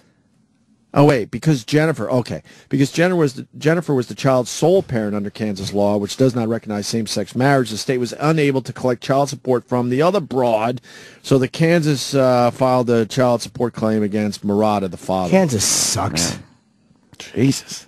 Little technicality here is getting this guy in trouble. Adding to the case's complications is the fact the state in court documents is alleging that the contract Murata entered into with the women, under which he wasn't liable for financial responsibility for the child, is null and void because the insemination wasn't performed by a licensed physician. Null and void. So Jimmy's got this story. What, did he bang the broad? Oh. I don't know. If you've seen her, you'd hope not. Maybe it was just, hey, we don't want to do this all scientifically. How about you bang the broad, and then she gets pregnant, and then you look at it, and then it's just a fucking pregnancy. Wow. God, poor guy trying to do that the right middleman. thing. Yeah. Or he just needed $200 for a night of drinking. Sure. Well, that's pretty fucked up, though. Yeah. You don't think you're going to fucking get in a position where you got to pay for a kid. Yeah, that sucks. Yeah. Good luck to you. Good luck. Godspeed. We don't give a fuck, and we'll forget about you in 2 minutes. Forget about what? Exactly. Kathy Griffin tries to give Anderson Cooper a blowjob. Oh. On CNN, by the way. I'm amazed CNN is allowing this craziness that is Kathy Griffin and Anderson Cooper. Because they've had their faux pas in the past, which have made news. So either they don't care, or they think it's a great thing that they're getting this, publicity. Right. Can we just play the video, or should I play the audio there, Sam Roberts? Sam. Whatever you want. This is the first part where she says she's going to tickle his sack. She said that? Yeah, I'm going to tickle your sack is what she said. Oh, yeah, man. CNN just all about it. I guess they desperately need the ratings or something. Yeah. Nervously. Yes. At which point, people would already be drunk by now because I have giggled nervously. I've started to sweat already. I'm going to tickle your sack. Is it a sack? I don't know what you're talking about. I have no sack of gifts here. There's no sack of gifts here. My naughty There's nothing. gestures. A sack of Christmas presents. I did not bring the sack of You Christmas call your presents. private your Christmas presents? What? You call your private part your Christmas presents? Really? No. That typical hot guy. Let's open up the Christmas presents. If you do want to join the conversation on Twitter, the hashtag to use is CNNNYE. So that's the first part. See, I don't mind that at all, but I will say, and this is about this state of, imagine if a male, like, had said that to a female anchor. Oh, God, man. Like, I want to tickle your lips. Right. Oh, man, that would be... Yeah, and that's not her fault or Anderson Cooper's fault. That's just the way it is. I honestly, it doesn't bother me. Not at all. I don't No, of care. course not. But I'm more curious than anything as to why this is on CNN. You know? I mean... Strange. It's not like Anderson is known as this fun guy. CNN is definitely not the fun news network. Well, and it's just weird. He's one of the guys I don't mind watching on CNN. Oh, he is pleasing to the eyes. Yeah, very dishy. I'll tell you, those blue eyes and the gray hair. Really. I think I saw him in the village with a gentleman friend. Yeah. I believe so. Wow. Silver fox. Hey, Coop. Did you double date? No, I didn't know if it was him, but I would. With a gentleman friend. It's Yes. like implying Jimmy was with the gentleman. I was not with a gentleman friend. Oh. I was not with a gentleman caller. I was by myself. He was alone. But no, I mean they should be protecting him because I think he does a pretty good job for CNN, and now he's got Kathy Griffin trying to tickle his ball bag. That's why isn't that a problem? I don't get it. I mean, like you said, because I think we confuse people. Yeah, I don't mind seeing this at all. No, it's fine. But it's confusing as all hell because then you got Imus. We always go back to Imus. Yeah. Because he's the case study. Yeah. He gets fired for saying nappy-headed hoe, and you got Kathy Griffin basically implying that she's going to blow him. She's going to grab his ball bag and then suck his dick. Right. Is pretty much what she's saying. Why is that okay? Someone's got to explain this to me. I don't know. Why isn't Reverend Al outraged? Oh, well, he should be outraged because he's not working for that network. I don't get it. That's right. Do you want to see the actual blowing thing? Yeah. This is so the story was they went to some other place and they drop a fish and they kiss they kiss a sardine. Right, it's some other city where they drop a their wacky fish shit. and kiss a sardine. Right. It's really stupid. Is it traditional? So then they come back to them in Times Square. Yeah. And, yeah. Okay. Doctors tell us that no one has ever gotten sick from kissing the sardine in Eastport, Maine. I'm sure. 2013 here. In Canada, 1 mile away, it's also 2013. just kiss This him? is a dual Yeah, she gave celebration. him a kiss on the dick. I heard the kiss. The kiss on his cock. And we saw that. She gave So him a she just quick kiss. kissed his crotch on CNN. A quick kiss Yes. on the dick. Quick For New kiss Year's. on the dick. For New Year's. For New Year's. And then this is the same network. We'll talk about shock jocks and their outrageousness of a dumb Right. prank call that was so hacky and stupid. Nobody ever got hurt from. And are they going to rehire the shock jocks now that it turns out that she had major problems and tried to kill herself Twice, in the past? right? Yeah. Of course not. Why not? Why would they? She was emotionally unstable. That has nothing to do with what those guys did that day. Fucking ridiculous. Yeah. And they're not shock jocks. I said that because Yeah. that's what the news likes to say. She was a whack job. She was a fucking whack job, and obviously a shitty receptionist who didn't process information properly. Horrible. Rotten nurse. Dummy. Rotten cunting nurse. All right, go back. Listen, you can hear the kiss Yeah. sound effect or whatever.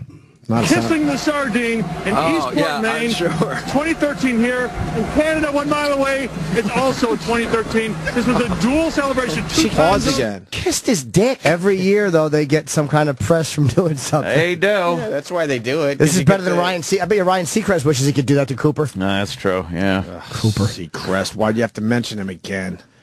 He doesn't put you in a good festive mood? No. You want him to give you a kiss I on don't the get dick? it. No, that's all right, Sam. Put Anderson Cooper in a giddy mood. Keep your sick fantasies to yourself. I would let him. Thank you. Would you? Ryan Seacrest? Wait, you would let him blow you? No, just a kiss on the dick. I'd pull it out, let him kiss the head. Yeah, just a kiss, though. A loud smacker. Give me a smooch. You think he'd do it? Yeah. Ryan? Yeah. He'd love it. Countries, Canada, and Maine. Anderson, Kathy, Happy New Year to you. No, did you drop something? No, I was kissing No, yeah, I know. Thank you. I got it. I can do it again. I can do this all night long. No, sweetie. I'm going on Letterman in 2 nights, and he wants in a moment. I'm going down. You know you want to. Believe me, I really don't. It's just after midnight. I never have. No one's even gonna. What's the big deal? I don't know what you're talking about. Let's check in with Brooke Baldwin, who is in New Orleans, getting ready for. You can't stop me. I'm gonna kiss it. Brooke, how are things going in New Orleans? Yes, Brooke. I don't know. I'm going down. I don't know what's going on there with you two, but let me just say hello and Happy New Year to the East Coast. How great would it be if she responded, "Is she trying to suck your gay cock? Is she trying to take that gay cock into her mouth?" Now that'd be a news grabber right there. That's pretty fucked up. Yeah, I don't know what's going on. They don't have consistency over there. Because they'll be outraged by some dumb radio thing. Yeah. But then they'll have Kathy Griffin, I don't know. Yeah, they'll talk about, the perverted, horrible stuff that they say on the radio, and this preoccupation with sex and stuff. She's kissing his dick. Right. She did kiss him on the dick. Kissed him right on the dick. Right on the D. I heard it. And Anderson Cooper never had a lady blow him? Because I think he said that. That's what he He said. might, or even maybe he never wanted Kathy to do it. Because he said something like, never, I don't want you to do that, I never did. Or something like that. I'm wondering if he means with Kathy. Like he I never think wanted it was to a do little, ooh, look, I don't like girls. Oh, okay. He finally admitted it, right? Yeah, he's out now. Oh, he's so out of that closet. People knew, though, I think, right? Mm-hmm. I told you I saw him once in the Time Warner building with a handsome dinner companion. Oh, you've seen him a lot, Jimmy. Yeah, Twice. what, he's following Running him? the same circles. Hi, AC. Yes. We bumped into each other trying to open the locked door at Plato's Retreat. Oh, you figured you'd try this too, huh? Yeah, we were, hey, what are you doing? He actually came out, didn't he he bicycled around the city all the time. He threw his seat away when he wanted to let everybody know. Yes, caution to the wind, aim for the Yeah, railroad tracks. Whoever, I forget, I think a comedian named Eddie Gambino used to say that, where he was doing some gay guy joke, and he said that he would take the seat off and head to the railroad tracks. And that always made me laugh. It's fucking funny. Just because the amount of, it would just be drilling in your asshole. You know how rough a no-seat bicycle on railroad tracks would be? It would ruin your asshole. That would destroy your ass. But to imply that a guy would enjoy being fucked like that. No, he would not enjoy it. Even a gentleman that would like a dick pounded in him. That's an would not extremely funny line. That made me laugh, yeah. Train tracks. You can move on to Spike look Lee. at the kitten. Where's the kitten? Oh, it's very cute. It's on the news. What's it doing? He's out of the bag. Cat out of the bag. Is that a viral video? I don't know. People send me kitten videos and pictures all the time when I get a little boisterous on Twitter. They're like, "Hey, Anthony, check this out. Oh, look at what they're doing now," he says. And I click on it, and it's like a little kitten. I'm like, that's adorable. Just get one. Oh, no, I can't have that. And I was amazed that you watched Jungle Fever this weekend. That was the most amazing thing I've heard this show. Why? Well, I had to sit through that whole thing just for the Frank Vincent part. Had you never seen the movie before? No, I've seen pieces of it. I've seen the majority of it, but this is the first time from beginning to end. It's a great movie. It really is a great movie. Good. Spike Lee makes great, I really like him, edgy, controversial films, but he doesn't want anyone else to fucking make them. And Jim Norton had a great tweet about that, right to Spike Lee. I got my issues with the movie and Spike Lee in general. I don't like that gimmicky fucking walking thing he does. That's just a thing. That's like, what is that you do? But that's like nothing, is it? And I don't really like him as an actor. Oh, he stinks. You know, it's kind of like just weird. See, I love him, but I guess I could see why somebody would. Oh, really? Love him. I always felt like he took you out of the movie a little bit. When he does weird things, like he said to Samuel Jackson, he goes, he said to Flipper, oh no, or Gator. He said to Gator, peace with 2 fingers. He just does this weird shit that always makes me laugh. And Samuel Jackson was fucking great in that. best thing he's ever done. Dude, he was, when he's sitting there, goes, yeah, look at 2 black men, successful, yeah. Oh, it was fucking great. Or his dance, when he's talking about, I'll rob an old lady. I'll do it. I'll do it. You know I'll do it. You know I'll do it. And he had to give him the money. Fucking. So why is it okay for Spike Lee to make films like that, but Quentin Tarantino can't? Well, that's where the hypocrisy comes in, because ridiculous. Spike uses very controversial racial subjects, which I think he's great at, and I love that he does it. And he should use stereotypes. Yeah. But if another guy is using that stuff to make great movies, don't just shut up about it. It shouldn't matter what his race is. Yeah, and it shouldn't matter how he does it. Right. Because I tell you one thing, he showed some amazing moments. Did you see Django? Not yet. There was. I like to call it the Django. Django. I like pronouncing the D. I The pronounce Django. the D all the time. Yes. You do, right? You got it. It's fun. The Django. There were some amazing Is it a good slavery movie? I loved it, and there were some amazing slavery moments I want to see any movie at this point. that were fucking really sad. Like, really jarringly sad. I thought he was great. You have to remind yourself that they're just acting. Well, yeah. I do that sometimes. Like, oh, okay, they're just acting. They went and had lunch after. They had the craft scene. services after, yeah. Yeah, they went to a bar and had fun and drank together. Yeah. Did you not love that scene where when I think Ruby Dee played the mother, and when fucking Ozzie Davis comes home and shoots him? That fucking my God. scene. When he's doing that dance, it's like voodoo dance. But the sweat on his shirt when he's screaming, and his loose He's army a jacket, mess. and his mother. Where's the money at? Man, $20. Oh, he's freaking out. And his mother's just so desperate to get him out. Oh, my God, it was just fucking great. Well, this is what Spike Lee had to say. The Reverend Doctor will be home. The good Reverend Doctor. The good Reverend Doctor will be home soon. I can't speak in it because I'm not going to see it. I'm not seeing it. And I think for me, the only thing I'm going to say is it'd be disrespectful to my ancestors. Oh, fuck. Shut up. That's the only thing I'm going to say. I can't disrespect my ancestors. Can't do it. Can't do it. Now, that's me. I'm not speaking on behalf of anybody but myself. Can't do it. You know what? Fuck Spike Lee. That is the dumbest thing I've heard an artistic person say. Yeah, I don't understand the black experience, obviously, but fuck you. You think that's the dumbest thing? It's one of the dumbest things that an artist can say is, I'm not going to see it because it disrespects my ancestors. What the fuck does that even mean? First of all, because he said, look, slavery wasn't a spaghetti western, was like a line that he said.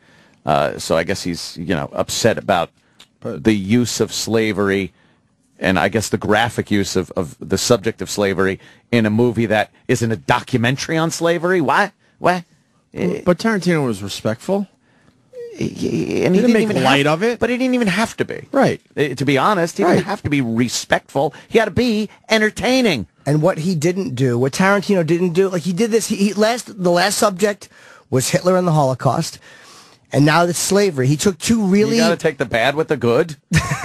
He took some very people who were victimized and treated terribly. Yes. And made movies where they murder their oppressors. Right. And what he didn't, the mistake he didn't make, and we even talked about it with fucking Amistad, is he didn't concentrate in Django on the white heroes. The one good white guy who you really felt something for was Christoph Waltz, and he was a murderer. He concentrated on the horrific nature of slavery. The white people in it looked terrible.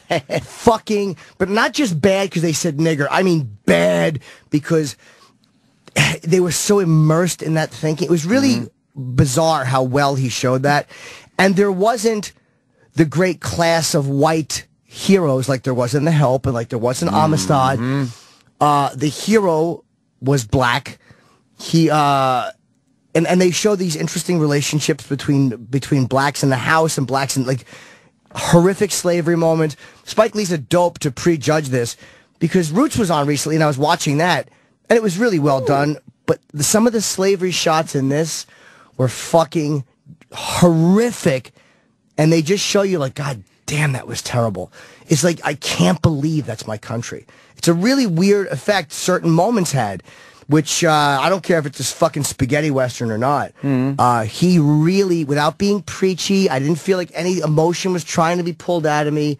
you felt like you were seeing it ugly, like it was. So what's Spike Lee's take on how it disrespects his ancestors? That's what I don't get. Like, how does this film disrespect your ancestors? He's prejudging it because he knows... He absolutely saw the film, by the way. Oh, yeah? I don't know. You gotta think he did. He might have. How are you, a director, and you're not seeing a film like that? Right. Come on. Right. He got a screener. He saw the fucking thing. He had to have. But he also criticized Tarantino for saying nigger too much in Pulp Fiction. Yeah. He thinks he's the only... What bothers me is he's, for some reason, thinks he should be the only one to use this controversial language and these controversial subjects. And it's like, you're not, Spike. And I think he's fucking great. Like, I love Spike Lee's stuff. Love it. But unfortunately, he's not an anomaly in this situation. This is something that I think plagues, black people in general. Is this grasping on to this disrespecting the ancestors? Is, obviously you got a history. It stinks. Sorry. Yeah. It stinks that this country did that. It was terrible. Whatever. But to make problems for how your lives are going to be led now based on that is just silly.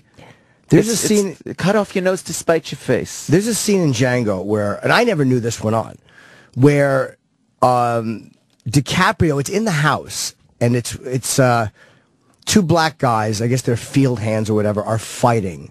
And the whites would gamble on this, but it wasn't like boxing. It was almost like a fight to the death, a bloody fight in the house. And it was just such a fucking surreal thing to see. I'd never seen that before. Like, I'd never seen this other thing they showed, a punishment that slaves got. Like, I learned a couple of things I never knew existed. And the brutality of this fight and the fact that this was commonplace. Yeah. And that these were just two fucking slaves that meant nothing to this guy. It was really a jarring move. And I keep saying that, but it showed certain horrors of slavery better than anything I've ever seen. And it certainly doesn't make Whitey look good. No. And literally he would get a laugh. Like, Don Johnson said something that got a laugh. And it got a laugh just because it showed you how shitty things were. And in the next scene, there was something that was like, it made me cry. It was fucking terrible. It was just like... God, how do I see this movie? The Signing? No, it wasn't The Signing. Can I get a screener? I'd like to get a screener. Yeah, I think Bob Kelly has them for the... no, maybe he got from last year. I don't know if he does. He might have one, though. But you saw it, right? Oh, he got the Hobbit screener. So am I overstaying? I mean, you know the fight scene, I mean... Yeah, I don't think that actually happened in real life. What? A lot. That there were fights like that? Yeah. Why? You know. Well, I was just reading it just now. I mean, I don't think that... I bet you it absolutely happened. That was a big business. That there were... No, but not a big business, but it certainly happened. But I mean, I don't think that... But, yeah, I mean, I don't think... Spike Lee, I think he just doesn't like Quentin Tarantino. I think that's what I think. So he's trying to find fault in it. Because if you saw it... Yeah. Like, even when I was watching it, because I saw it over the break, so I was prepared for, like, 150 N-bombs or whatever that the Drudge Report posted. You don't even notice them in the context. It fits the movie. It doesn't seem out of place. Like my house. Like exactly. Right, it fits the context. And that was the genius of what he did. It was in this day and age, we're hearing that word in a movie. It makes everyone... Oh. Right. But it was like, he said it was used so many times that it felt like that's the way people spoke. And it didn't feel gratuitous. It felt like that's how natural it was. It would be used like... And Tarantino said it when he was in here. It was like blacks were just like pieces of furniture. Yeah. Like they weren't even... Like you would just talk about them in front of them. Like...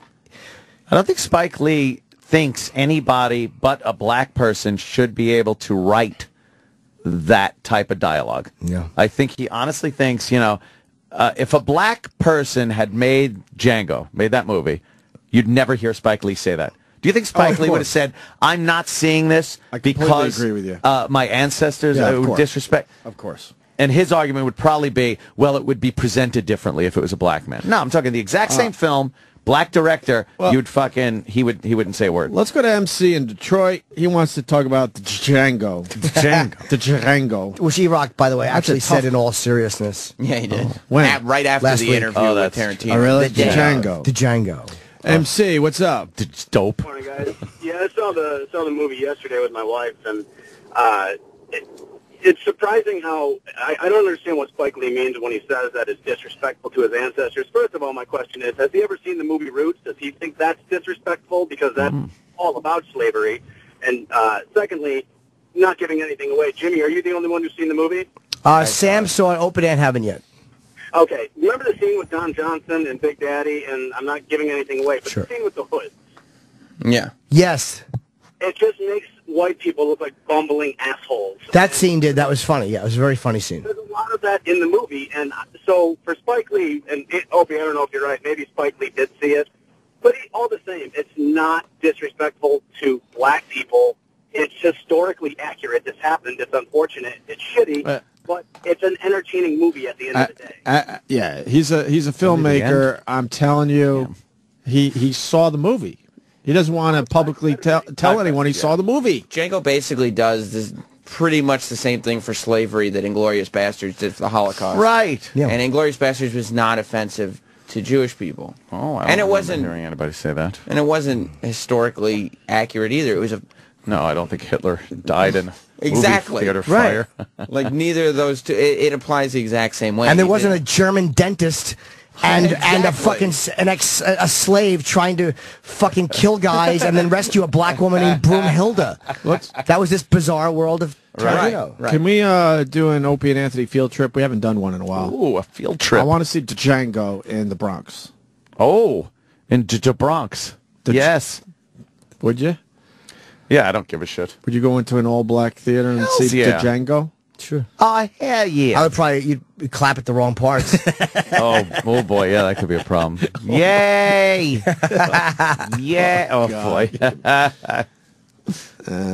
There was more. All right, we'll go to Lonnie in North Carolina. Lonnie, how was your Christmas? Hey, it was great. How was y'all? Good. Hey, how you doing, right, girl man. name? Hey, good. What's up there, girl name? I saw it over the break, and there were more black people than white people in the theater, and they were actually laughing and snickering, especially like when they showed the snickering. KKK scene. Yeah, of course. Saying the word nigger, and they were just laughing, and it was a great movie. And Jimmy, what about the scene with the dog and the slave? Do you remember that? Yes. Yeah, I do. That was one of the most. That was really barbaric.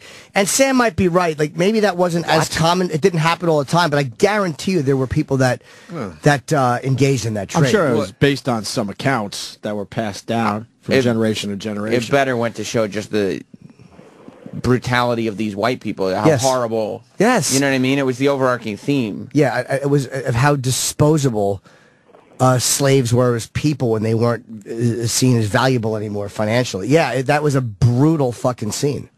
Yeah, I mean, it gave me nightmares. I mean, and they even showed more of it at the end, but it was just, the acting was amazing. Yeah. I mean, it was just, I couldn't believe. His accent doesn't help make his point. No kidding. I hope. But Quentin outdid himself. Yeah, I'm glad you liked it. And Spike Lee knows, too, that the movie, nothing in the movie is based on the actual history of slavery. It's based on 70s slavery movies. It was a tour de force. You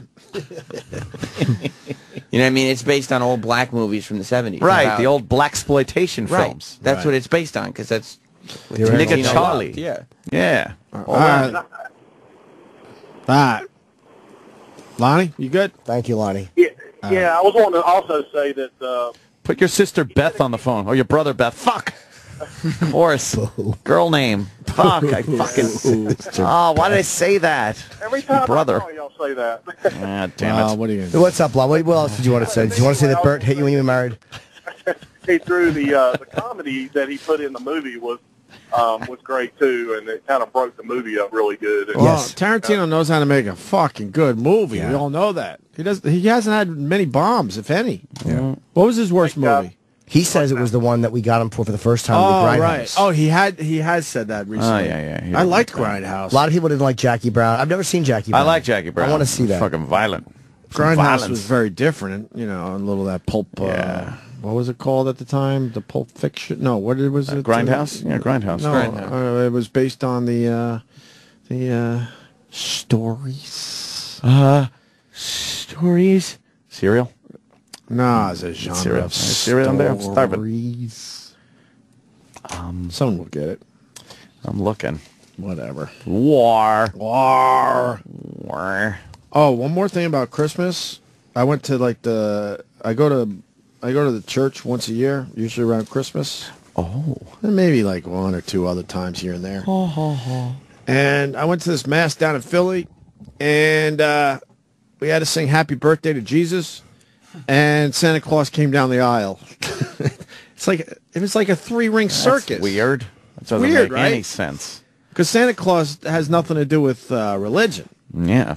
But he came down, I guess, for the kiddies that were there. Of course. But having Santa in a church was very strange to me. I've never seen that before. I think the church likes, hey, let's keep the kids involved with Santa. And then we had to sing Happy Birthday to Jesus. Like in Full Metal Jacket? I guess. Yeah. Pretty similar. Yeah. You can give your hearts to Jesus, but your ass belongs to the core. The core. What a great way to break it down. Oh, yeah. Yeah, a lot of people are picking up on the fact that Sam thinks he knows what happened during slavery. Well, of course. Well, he's the product of one of those things. Yeah, definitely. Historians that have written... A lot of people saying extensively. Sam doesn't know what really happened during slavery. No one knows what happened. All right, well, historians have said that If I was Mandingo fighting was not a real thing. It was a Tarantino movie. It wasn't a documentary. Oh. But if I was some white asshole that fucking owns slaves, I'm not going to brag about it and write it in my journal for future generations. I'm going to keep that on the QT. Yeah, but you don't think they would have... I don't even Holy believe the fuck. historians. You don't think they would just have guys fight to make money? Of They would course do they cockfighting? Why wouldn't they? Yeah, but they probably make more money using them in the field than they would... Not when not they're gambling. useless, or if they 'Cause they throw out die. Yeah, but what if they throw out a hammy or something? They're useless in the field, so now Then let's why have would a they fight fight to their them? They would death. die. They would die, and they would They would get lose another money. guy with a bad hammy.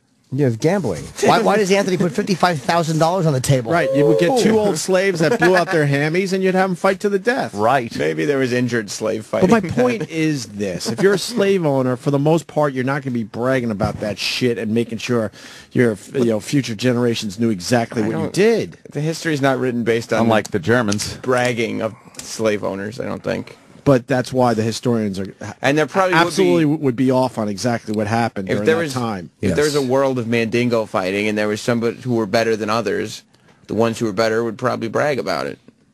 They obviously didn't feel bad about it. It was legal. It was slavery. Sure.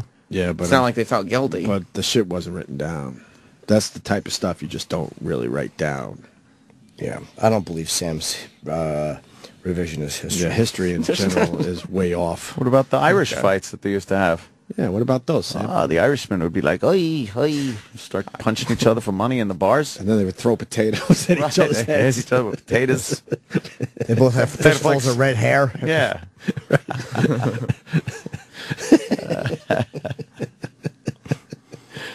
What about that, Sam? Yeah, what about the potato fighting?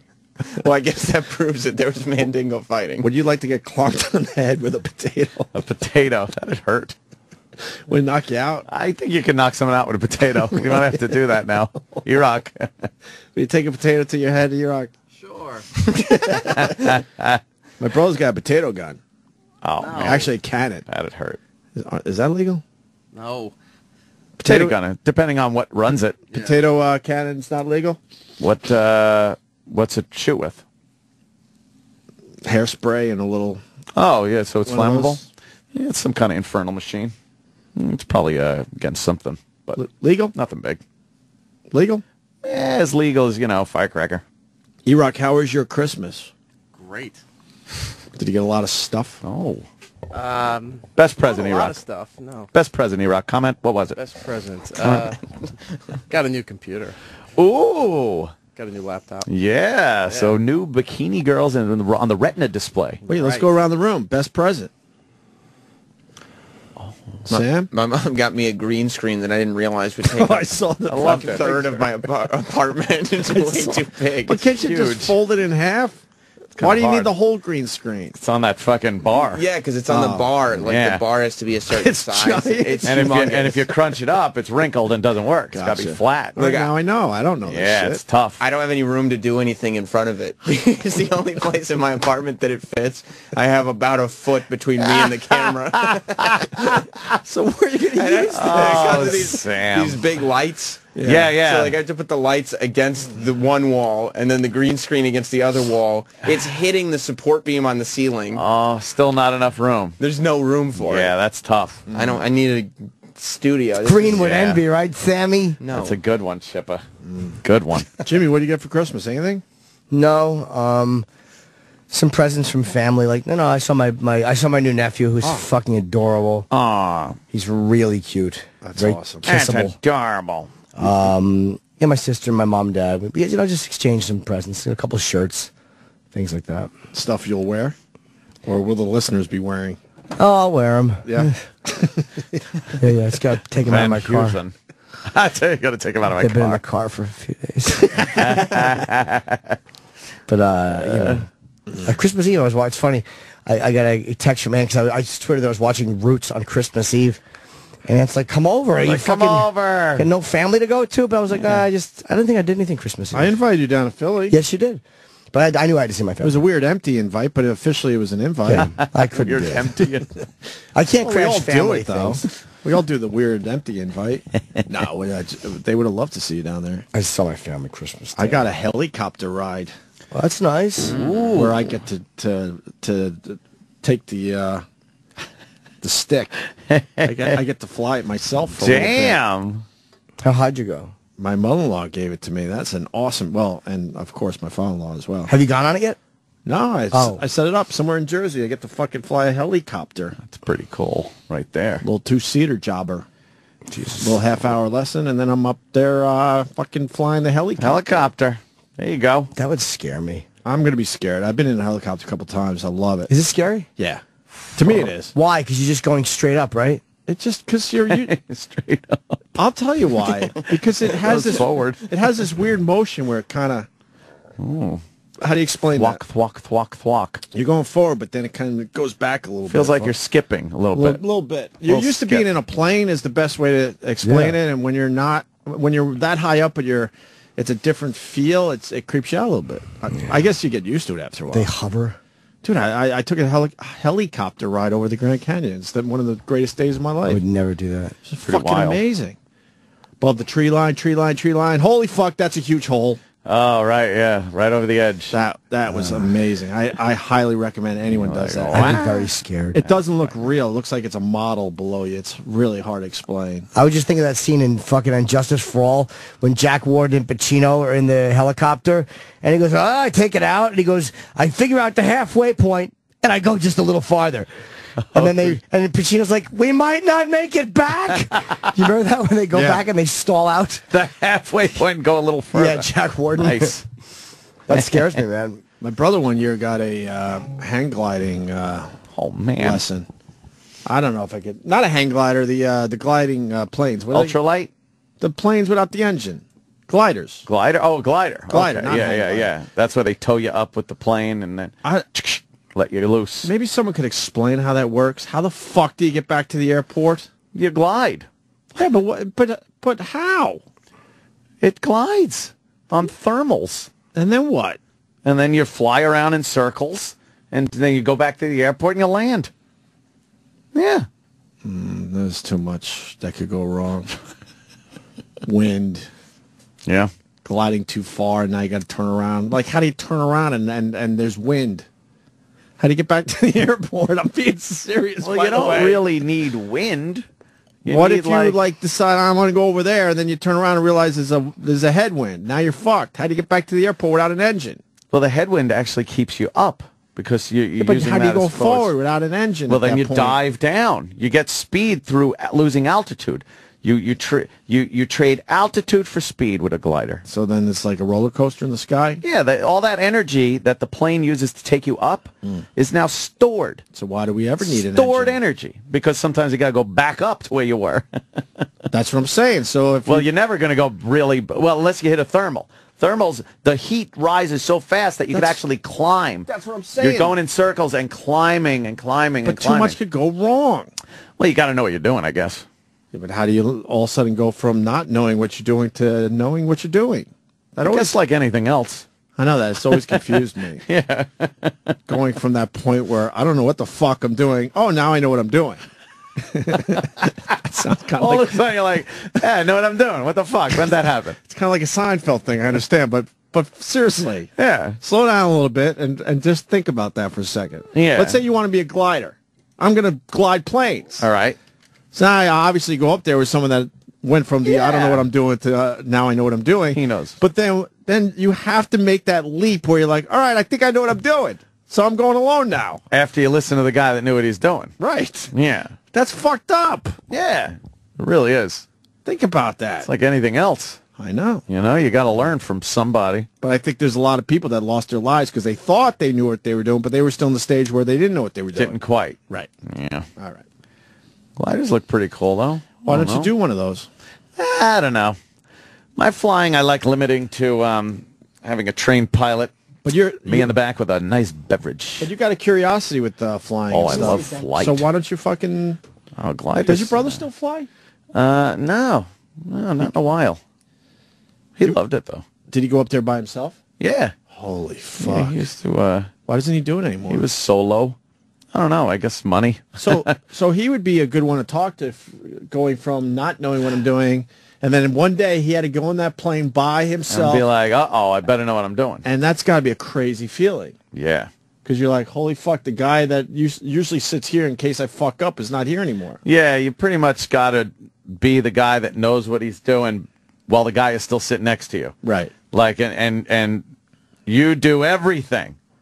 Wow. So then when he's gone, it's just like he was there. Yeah. But now he's not.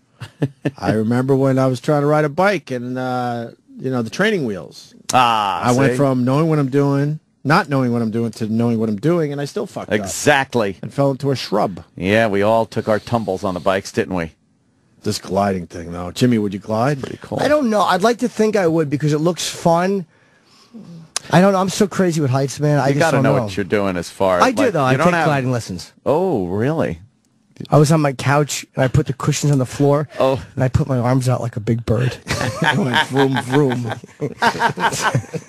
I would like to. If I wish I wouldn't be so scared. I think I would, but I would not enjoy the experience. I'd be out of my mind. I hear it's pretty cool because you get don't hear that a sound. silence, that just the wind over the surface of the plane, and you just kind of, But knowing they don't glide have around. an engine to save you in case something goes wrong. That's just it. That's the part you got to know is like you got to know how much altitude you should lose for a certain speed. Like that, all that you can't just wing it, and be like, all right, I'm going to dive now. Like you kind of got to know when you're supposed to come out of the dive, at what speed you're supposed to be at. A glide plane, you got to know how to set up for maximum forward to minimum vertical drop. Well, here's the next question. Who the fuck figured this out? That he could go up there without a fucking little engine?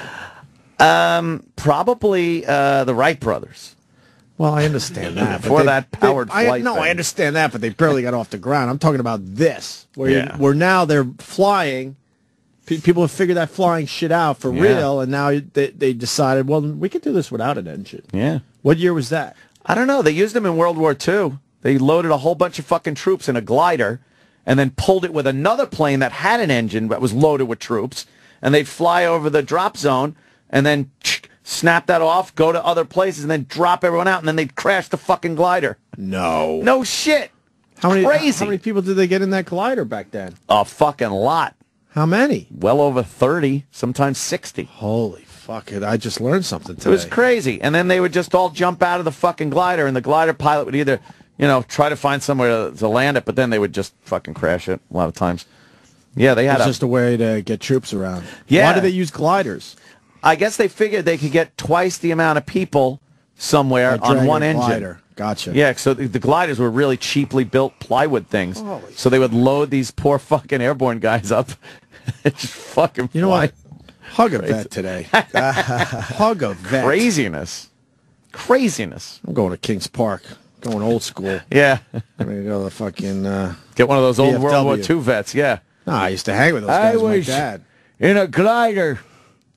They threw us out, and then the glider crashed. If you watch like Band of Brothers and stuff, they got a great opening sequence of that. With gliders? Yeah. Oh, no the whole opening sequence is them during the Normandy invasion, but their job was flying in and going behind enemy lines. And what they show is unbelievably realistic. It's like the Saving Private Ryan opener, but instead of hitting the beach, it's this glider and airborne drop. It's crazy.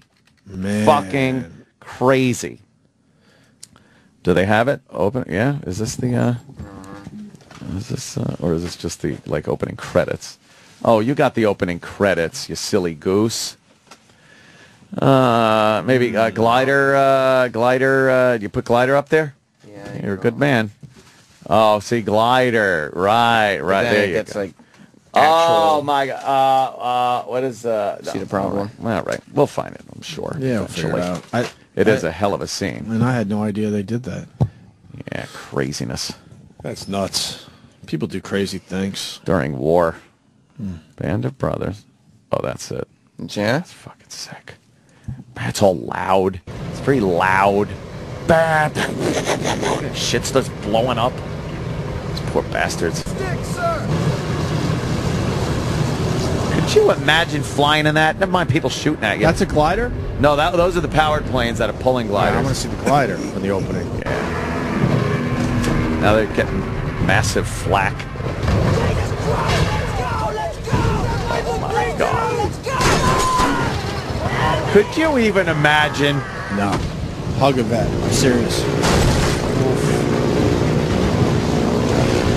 And then the planes are just blowing up. They're towing gliders. Tell me to get him out of there.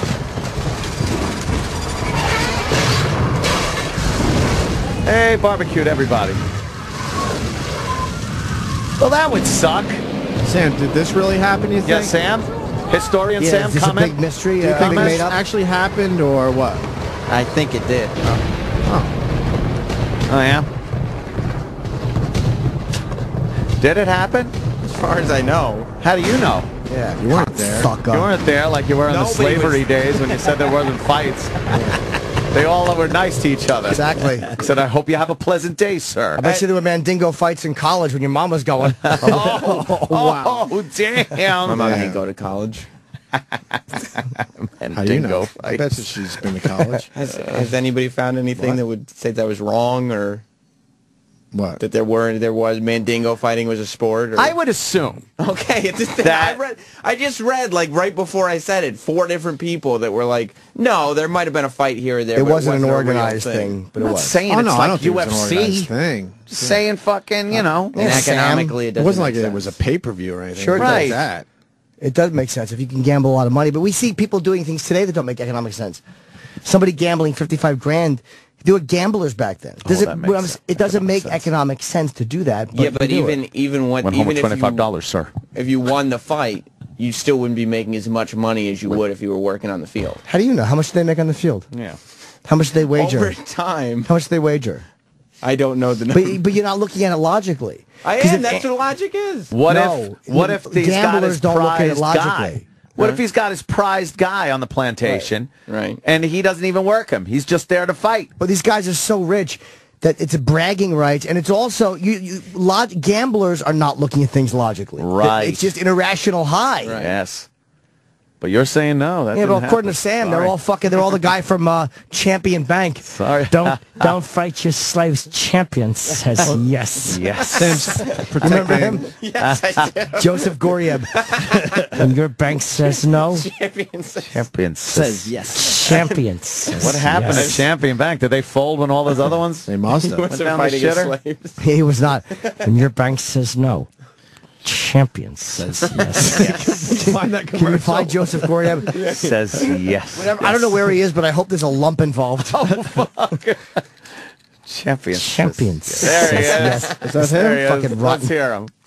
What year? There are so many people out there that have had credit problems in the past 90. for legitimate reasons. They might have been temporarily Where did he unemployed. go? They might have had some serious medical problems years ago, and consequently their credit suffered because of it. Does that mean they should never get a second mortgage loan or qualify Yes, for a it second does. mortgage loan again? Yeah. We'll make loans like that each and every day. 1-800-CHAMPION. It's the only number you'll ever have to remember for all your second mortgage needs.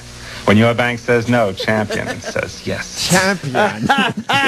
Your bank says no. Champion All the slaves were happy when they would get him because he wouldn't Mandingo fight. Yeah, he wouldn't.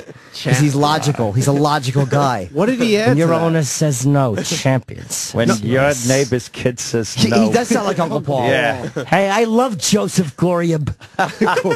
When your kid says no, my kid says yes. I love that that's from the 90s, 1990. He's talking about how it doesn't matter your shitty fucking credit. We'll give you the loan. We give loans like that every day. And now you never see him anymore because who knows what Champion Mortgage is. And that's one of the motherfuckers that fucked the whole economy Yeah, up. that started the fiscal cliff. Thanks, Yeah, pal. thanks, motherfucker. Could you go to the slug line again? Because he adds something to the word champion. There are so There's a many people Y or out there. 100 something. Champion. It's the only number to remember for all your second mortgage needs.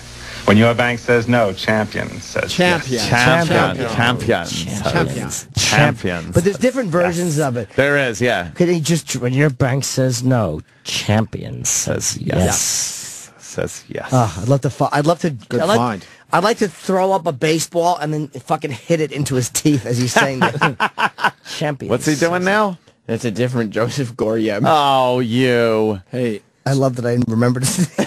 How do you remember his Just say no at... what is that? Is that something different? No, it said no at Champion. Oh, no. Champion. What happened? This was in 2006. Yeah, what happened? What kind of problems did he get Must himself surely into? be a sign that the once red-hot residential mortgage market is in cool-down mode. Cleveland's Key Corp is saying no to its Champion mortgage division. Oh, shit. Oh. They said no. Yeah, when your bank says no. They even quote him with a bunch of S's on the yes. It's like they wrote it down. And Champion was perhaps best known for its television ads in which its founder and chief executive, Joseph Goriab, exclaimed, when your bank says no, Champion says yes. Yes. So what happened?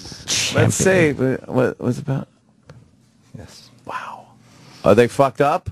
I guess they fucked up, huh? And this was in 2006, so yeah. Man, oh man, huh? They're done for. Oh, well. Yep. Champion says no. Yeah, when your bank says no, champion does too.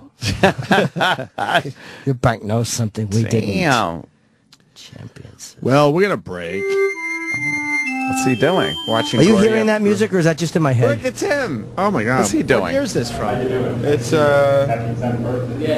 from this year. Celebrating the 10th anniversary of the Children's Hospital now. Oh, look how old he is. But it really all began about 14 years Actually, ago. I thought he looked older.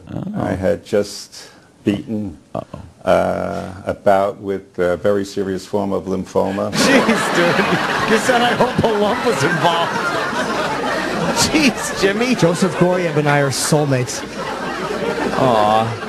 I think he's telling his cancer story, and they're just looking at him going, do the line. Yeah. The line. Oh, when your bank says no, your radiologist says yes. When you scream, no, doctor, no, your doctor says yes. Yes. When your lungs say no, your lymph nodes say yes.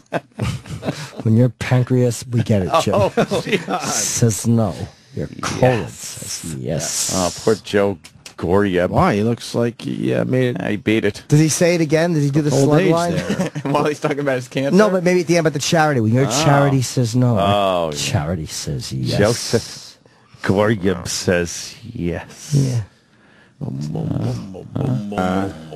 We just felt we wanted to do something at that time. I called Ken Adler, my oncologist, and told him we'd like to make a large contribution to the hospital. Well, needless to say, a couple... You think they just ask him leading questions? They're like, Yeah, what did yeah. he say? Did he say yes? What did he say? no? What did he say? What did he say? Bring us back to that phone call. What did he say? When you asked him if it was the right direction, what did he say? First, tell us what other people Well, he said, might have said. and then he doesn't do it. Well, he said, yeah, I'm in. No. Just keep trying. Enough of that. There's 8 views on this video since November. All right. What happened, Joseph? 8 views. 8. It's going viral. Bastard. Poor Joseph. Blow my nose. Goriab. My nose is stuffy. When we break, we got to talk about the fiscal cliff. Ah, Did you see the great. tweet from Stump Brain last night? I did not. He explains the whole thing in a graph. This Oh. country is fucked. Yeah, we're kind of screwed here. This was to get a few bucks, but the fact is we owe way more. The graph, I think, is on theblaze.com. Well, as long as the taxes went up. As long as that happened. Screw cutting anything, that's down the road a little ways, a couple months. Yeah, and then right. we'll never fucking agree on anything with that. Of course. There's the graph. This puts it all in perspective. It's on the Blaze. Oh. I don't want to sign up for the newsletter. Of course not. That's the graph. Look how long it is. That's great. what they just gained. I guess with the deal, they just, cut.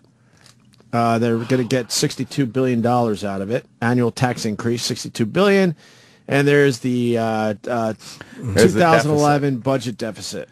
So it doesn't really put much of a dent in it, does it? No, the graph is ridiculous. It puts the whole thing in perspective. All that to get what? How much is it? 62 billion. What's the actual number? Oh, 1,089 billion. That's over $1 trillion. Why'd they just say 1.089 trillion? Yeah, just under 1.1 trillion. So, unbelievable, right? So after all that, we're all fucked because of this. It's not even going to help the deficit in the end. Infuriating. How did Clinton balance the budget? He did it. Clinton did it. He didn't have to deal with wars. No, I know. And it's ridiculous. Yeah, let's see what else. What else did he do? They're all failing us. All of them. This is just fucked. Our taxes were going up no matter what. Yeah, I was on the. I didn't have any fiscal cliff to worry about. I was already fucking pushed over the edge. Yeah, we were. I pushed knew over I was the edge. fucked. The best part, though, is not just the fact that I'm forced to pay. It's being called a fucking crybaby, shithead, rich motherfucker, fuck you, people that have a lot less. It's that. Even after you're fucking extorted with either pay or go to prison, when you're given that opportunity, and you still have these people that aren't paying anything tell you you're not doing enough or that you're a piece of shit for even complaining. Oh, blow me. Especially since you're not a corporate fucking raider douche. It's like, oh, I'm a douchebag, but you know what I'm saying? It's like you're a guy that works and earns the money, and it's like that's what's annoying is that people. Why would you want people to pay 50% of the? Fuck France. Fuck that shitty socialist dump. Good for Gerard Depardieu moved out because they wanted a 75% tax, though. They're going up to 75%. Well, they turned that down. They finally did. Yeah, because that was what was going to happen. Yeah, it's just fucking insane. Gerard Depardieu left. Yes. Yeah. After pissing on the airplane but, floor. we're going to give the government more than half in our lifetime. Easily. Of course. That'll easily to do. And I loved how the president got on last night to talk about fucking the passing of it and said, well, we still got 2 more months. We got to come back and decide on the budget cuts, but it's not just about cuts. Oh, he's not done with taxes yet. He's not fucking done. Of course not. He said it last night. A lot of new taxes are going to... It's my fair share. ...be in effect soon. What's the fair share? I agree, and that death tax makes me sick. Yeah. Fucking makes me sick. It's the only reason I haven't hung myself. My fucking family would get half my money. It's terrible.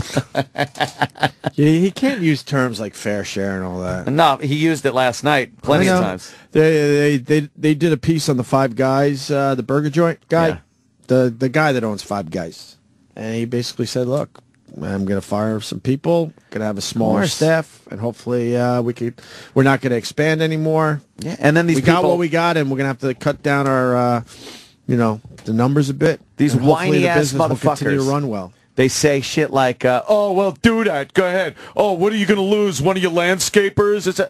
Yeah, multiply that by a fuckload of other people that aren't going to pay certain people to do certain jobs. Multiply that by people that aren't going to just go out and buy things anymore. They're going to buy maybe less things. Where do you think that shit comes from?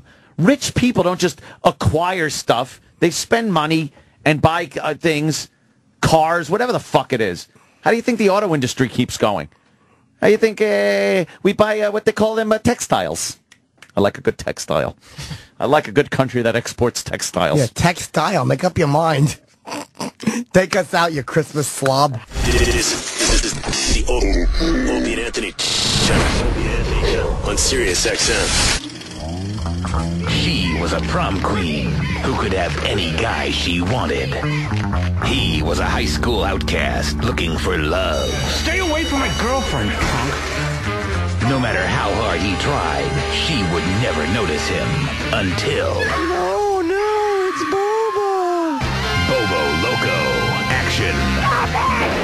Suspense. Tell me what it's all about. The thrill ride of a lifetime. Screaming for blood and looking for love. She wants it. She wants it. She wants it. She wants it. She wants it. She wants it. A man over the edge of insanity. Bobo Loco. I won't stop. I won't stop. Sirius XM. Sirius XM. Yeah, this is the Opie and Anthony Show.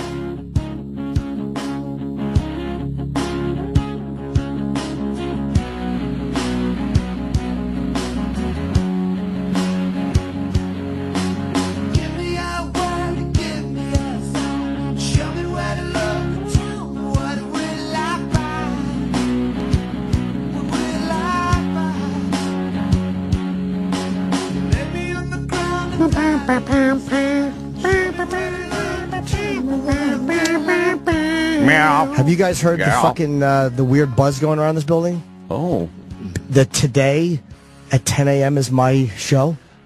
Everyone's talking about it. What do you think? Everyone's talking about What the do you Jim think? Norton show. The Jim Norton advice show. Yes. Jim Norton. I told Mel, if you don't leave, I'm quitting the Jim Norton show, and he said I'm out. And that's why he left. He A knows lot of what people don't people understand want. that. That's right. He knows. He knows. 10 o'clock today on this channel. Yes, I will be doing my mediocre once a week advice show. So don't go anywhere and call in. Yeah, or don't. Very good. Or don't. Whatever. And when are the new guys taking over soon? Oh, I don't know. What's the buzz? I don't know. I don't know. You want to hear Obama from last night? Please. I hate them all. Dude, I'm in the same fucking... I want to say it too. every time we talk about politics. That's my take. I hate them all, period. These motherfuckers are doing... but this nothing but guy, fucking really? us. He'll be a little better, will he? They're all fucking us over. They're all full of turkey. Yes. And you saw all the egos getting involved, and you know, this is a serious fucking mess we're in. Well, this is and they don't know how to fucking take care of it. This is all about positioning yourself for the midterm elections. It's absolutely all there is to do with it. Not what's best for the country. Now, you don't want your opponent coming up on the midterm elections to be able to say, and he voted no to cutting your taxes. Right. For, the people that are going to keep the tax break. Of course. He voted to raise your taxes. And you don't want to freak out. And then the other side will go, he voted to hurt businesses and people that employ people. It's all positioning for that. It has nothing to do with the welfare of this country. And that's obvious because they shuffle off any budget cuts for 2 more months. Meanwhile, the budget cuts are going to be nothing. It's going to be garbage. Nothing. A little here, a little there. Nothing that's impressive. Yeah. And obviously, they need to do that drastically. Yes. Yeah. I fucking hate them all. And, I mean, they're all scared down in Washington because, like you said, they don't know if they're going to get reelected. It's all about their next gig. So they can't... whatever. It's terrible. Whatever. Nothing gets done. I just stopped in mid-sentence because I'm like, whatever. Yeah. Why talk about it? It doesn't even matter. There's nothing we can do to fucking change it.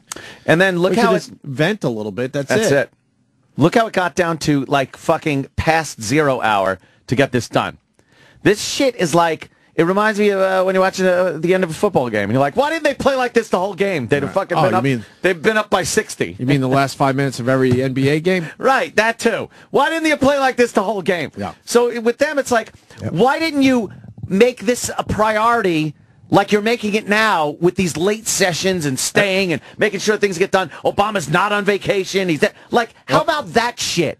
Every time they would have the news saying, will we go over the fiscal cliff? I just went to my TV, yawn! Because I knew in the end it would all be taken care of. Yawn! Because they were going to strike some dumb deal last minute. And dumb deal it is. It's a completely dumb deal because it doesn't take care of the problem. Go to theblaze.com. Look at the chart. They gained $62 billion in the tax thing. $62 billion by raising taxes on the wealthiest Americans, it calls them. But they need to find $1.1 trillion. Right, $1.1 trillion. But they got $62 billion. It's just a little gap. Every journey starts with that first step. Yawn! Yeah, so when I heard Obama talk, I was just like, yawn. Now the wealthiest of Americans, will, we need everybody to do their fair share. Oh, yeah? The 47% that aren't paying anything are doing their fair share? The people that are on the fucking dole, that are perfectly healthy, are doing their fair share? Everyone should be doing their fair share. Everyone. So if you got 46, what is the number really? 47%. 47% of America does not pay taxes. They're not paying federal income tax. That's what I mean, federal taxes? Yeah. So wouldn't that be the fair share part? I would think before you tell me I'm not doing my fair share and tax me more, perhaps you tax people that are paying nothing. Let's do a quick math. 47% of the population is pushing 150 million, I would say. Isn't it 300 million people in this country? Yes, absolutely. So let's call it 150 to be safe. 150 million.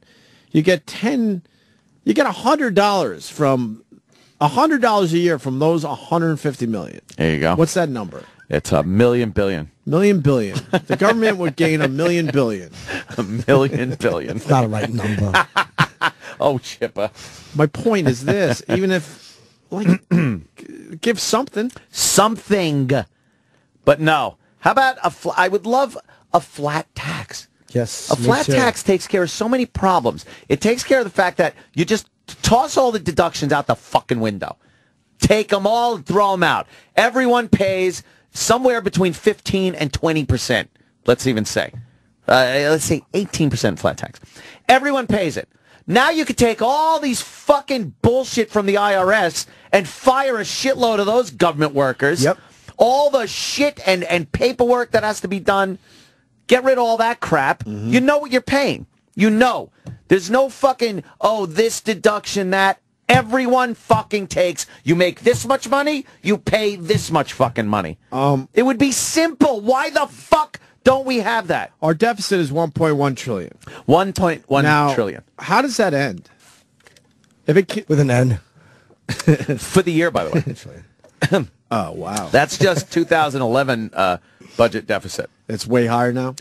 The entire deficit? Yeah. What's the entire deficit? That would be like 2011 added to the other years. $16 trillion. We are $16 trillion in debt, and he's grubbing up $16 billion from our taxes. $62 billion. Oh, 62, sorry. But it's fixed. We owe $16 trillion. Now, who do we owe $16 trillion to?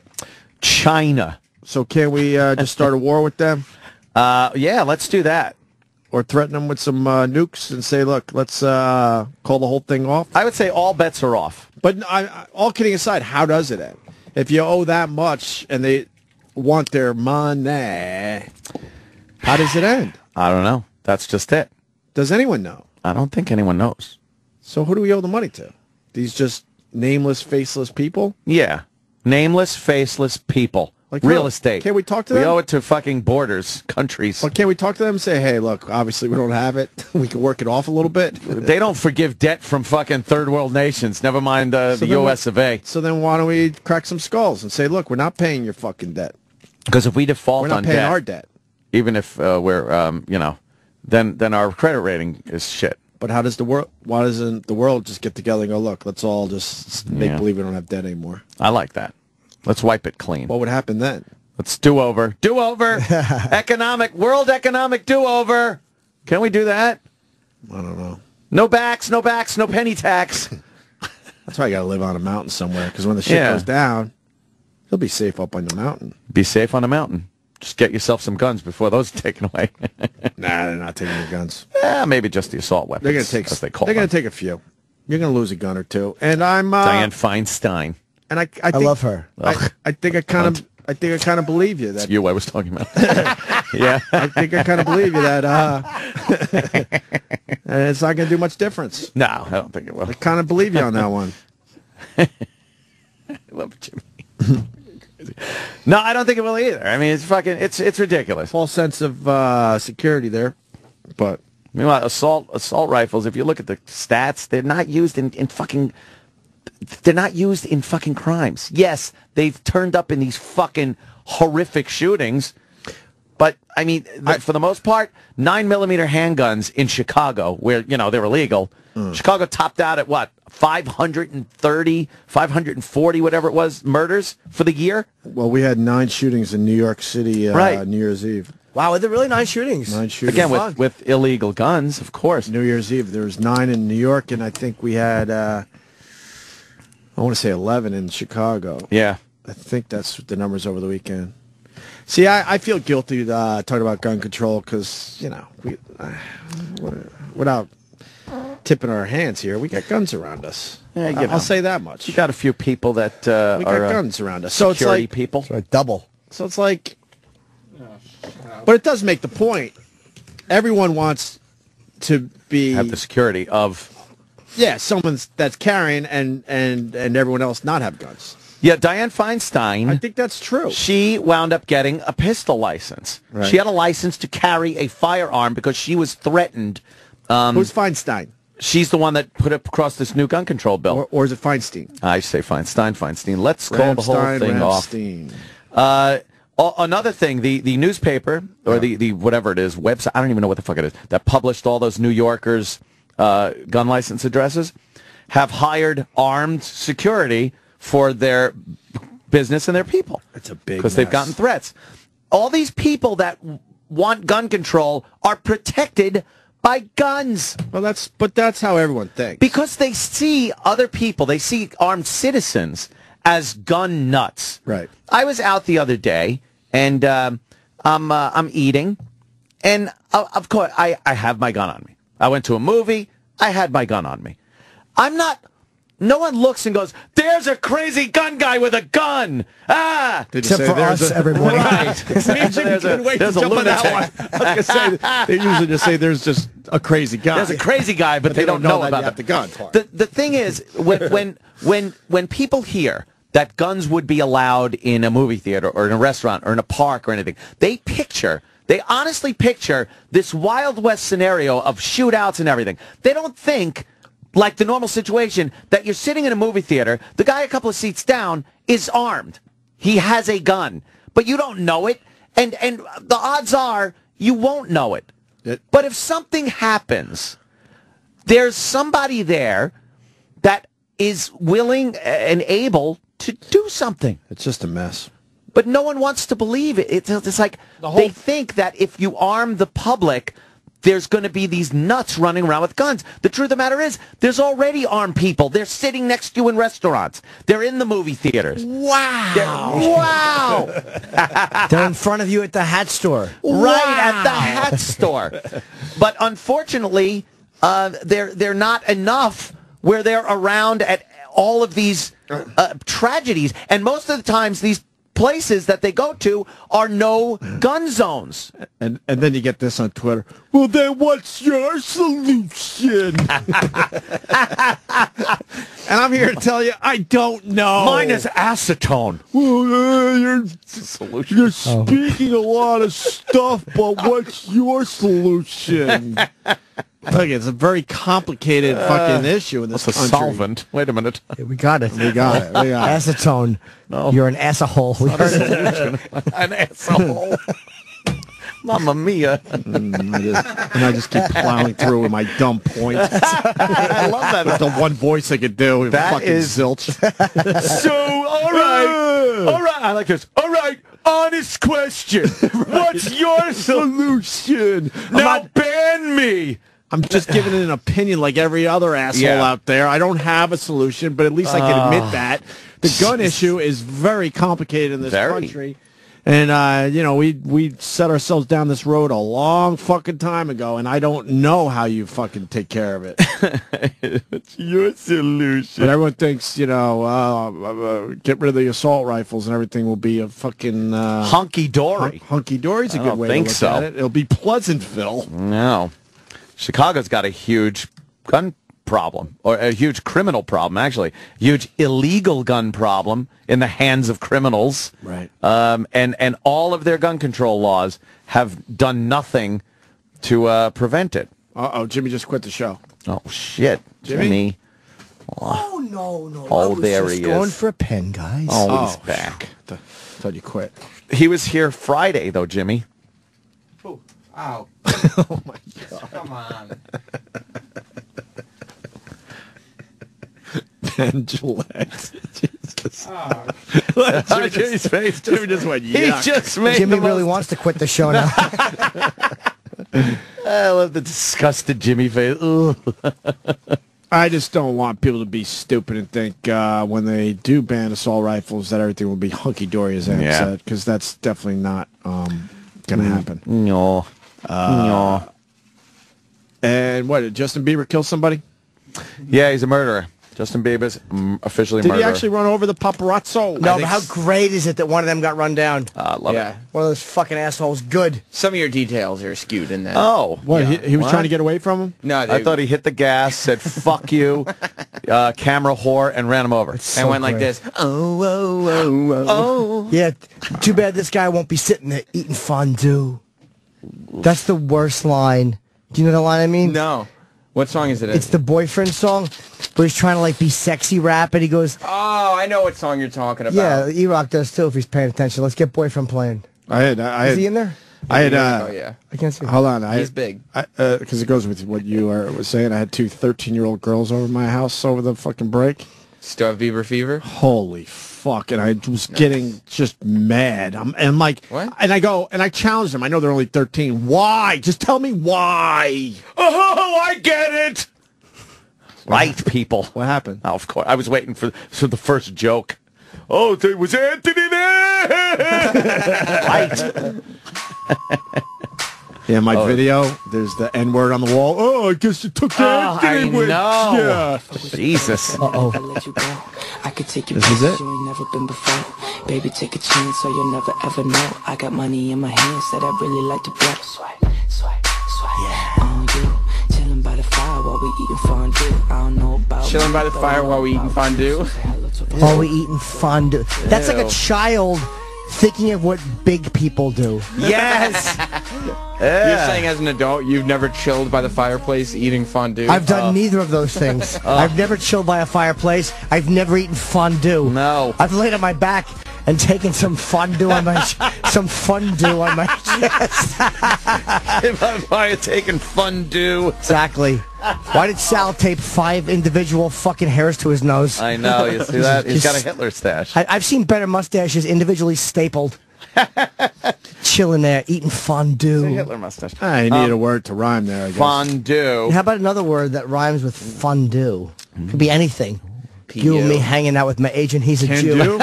Can do. I have an attitude that's can do. Yeah. 90 million households don't pay taxes. 90 million. Even when we were at our poorest, we still paid taxes. Although we had a tax shelter or two. That's when my dad crazy. decided to be a religious organization? Yes, a clergyman for a while. Me and you sitting there watching Ant eat stew. See that right? Soup. Whatever the fuck it is. It's stew. So never wanted soup to fall so badly. Oh my God! Right? You know that would really just wreck your fucking big guinea ball bag. You know how happy that would. An assault rifle was never used in the Sandy Hook incident, right? They're starting to say. I've heard so many different stories about this. Was it a shotgun that they took out of the vehicle, or was it the AR-15? Yeah. Was there a rifle inside on the floor next to him? Was it not? Come on. I don't know. Yeah, it's just. I don't fucking know. Notice how the news moved on from that thing. By the it's way? done. They're not. It's over. They're not bothered by it anymore. No, everything's fine. You know, fast forward a week and Kathy Griffin is trying to fucking give Anderson Cooper a blowjob. That's the world we live in.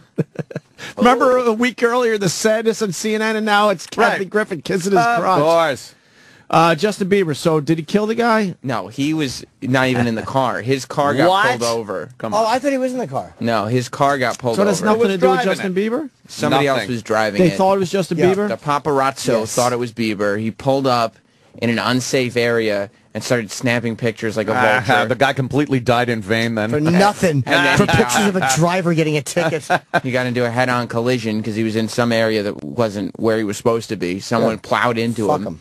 and now the paparazzi man is dead. Vulture. You know, it's weird, too. The guy, it was his driver. He was trying to take it to the car wash to get the fondue stains out of it. He was eating fondue like a big boy. Yes. They scolded Justin and said, you can't eat this in the backseat Yes, of the if car. you're going to be a child thinking of adult things, don't try to rom fun. That's what he thinks romantic older people do. Right. They chill by the fire. Meanwhile, you're getting fondue all over the rug. You try to fuck her, she gets fondue in her hair. It's all hot. It's like, my fondue's cold. You're like, stop eating it, you fucking pig. You're lactose intolerant. You're fucking cutting fondue gassers. I went to a fondue joint in Hoboken. Really? I would never do that. Did you go with Nagel? Yeah. Oh, shit. Did you? I had a good time, but fondue stinks after a while. Fondue smells terrible. It's horrible. Then everyone's dipping their shit in your fondue. Oh, God. Yeah, buzz off. It's my trunks. fondue. They're what?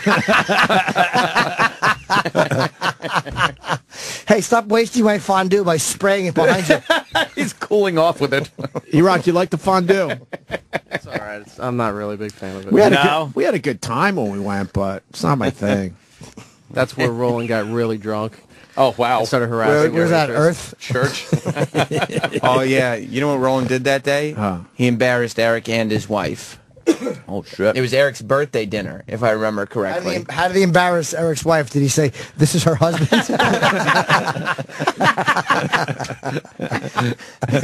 What did he do? It was Eric's birthday dinner. Yeah. And Eric had everybody's attention, and he was thanking everybody for coming and joining him. And then Roland leaned over as Eric was finishing and said, "Here, here," and looked right at his wife and screamed, "May you get some pussy tonight."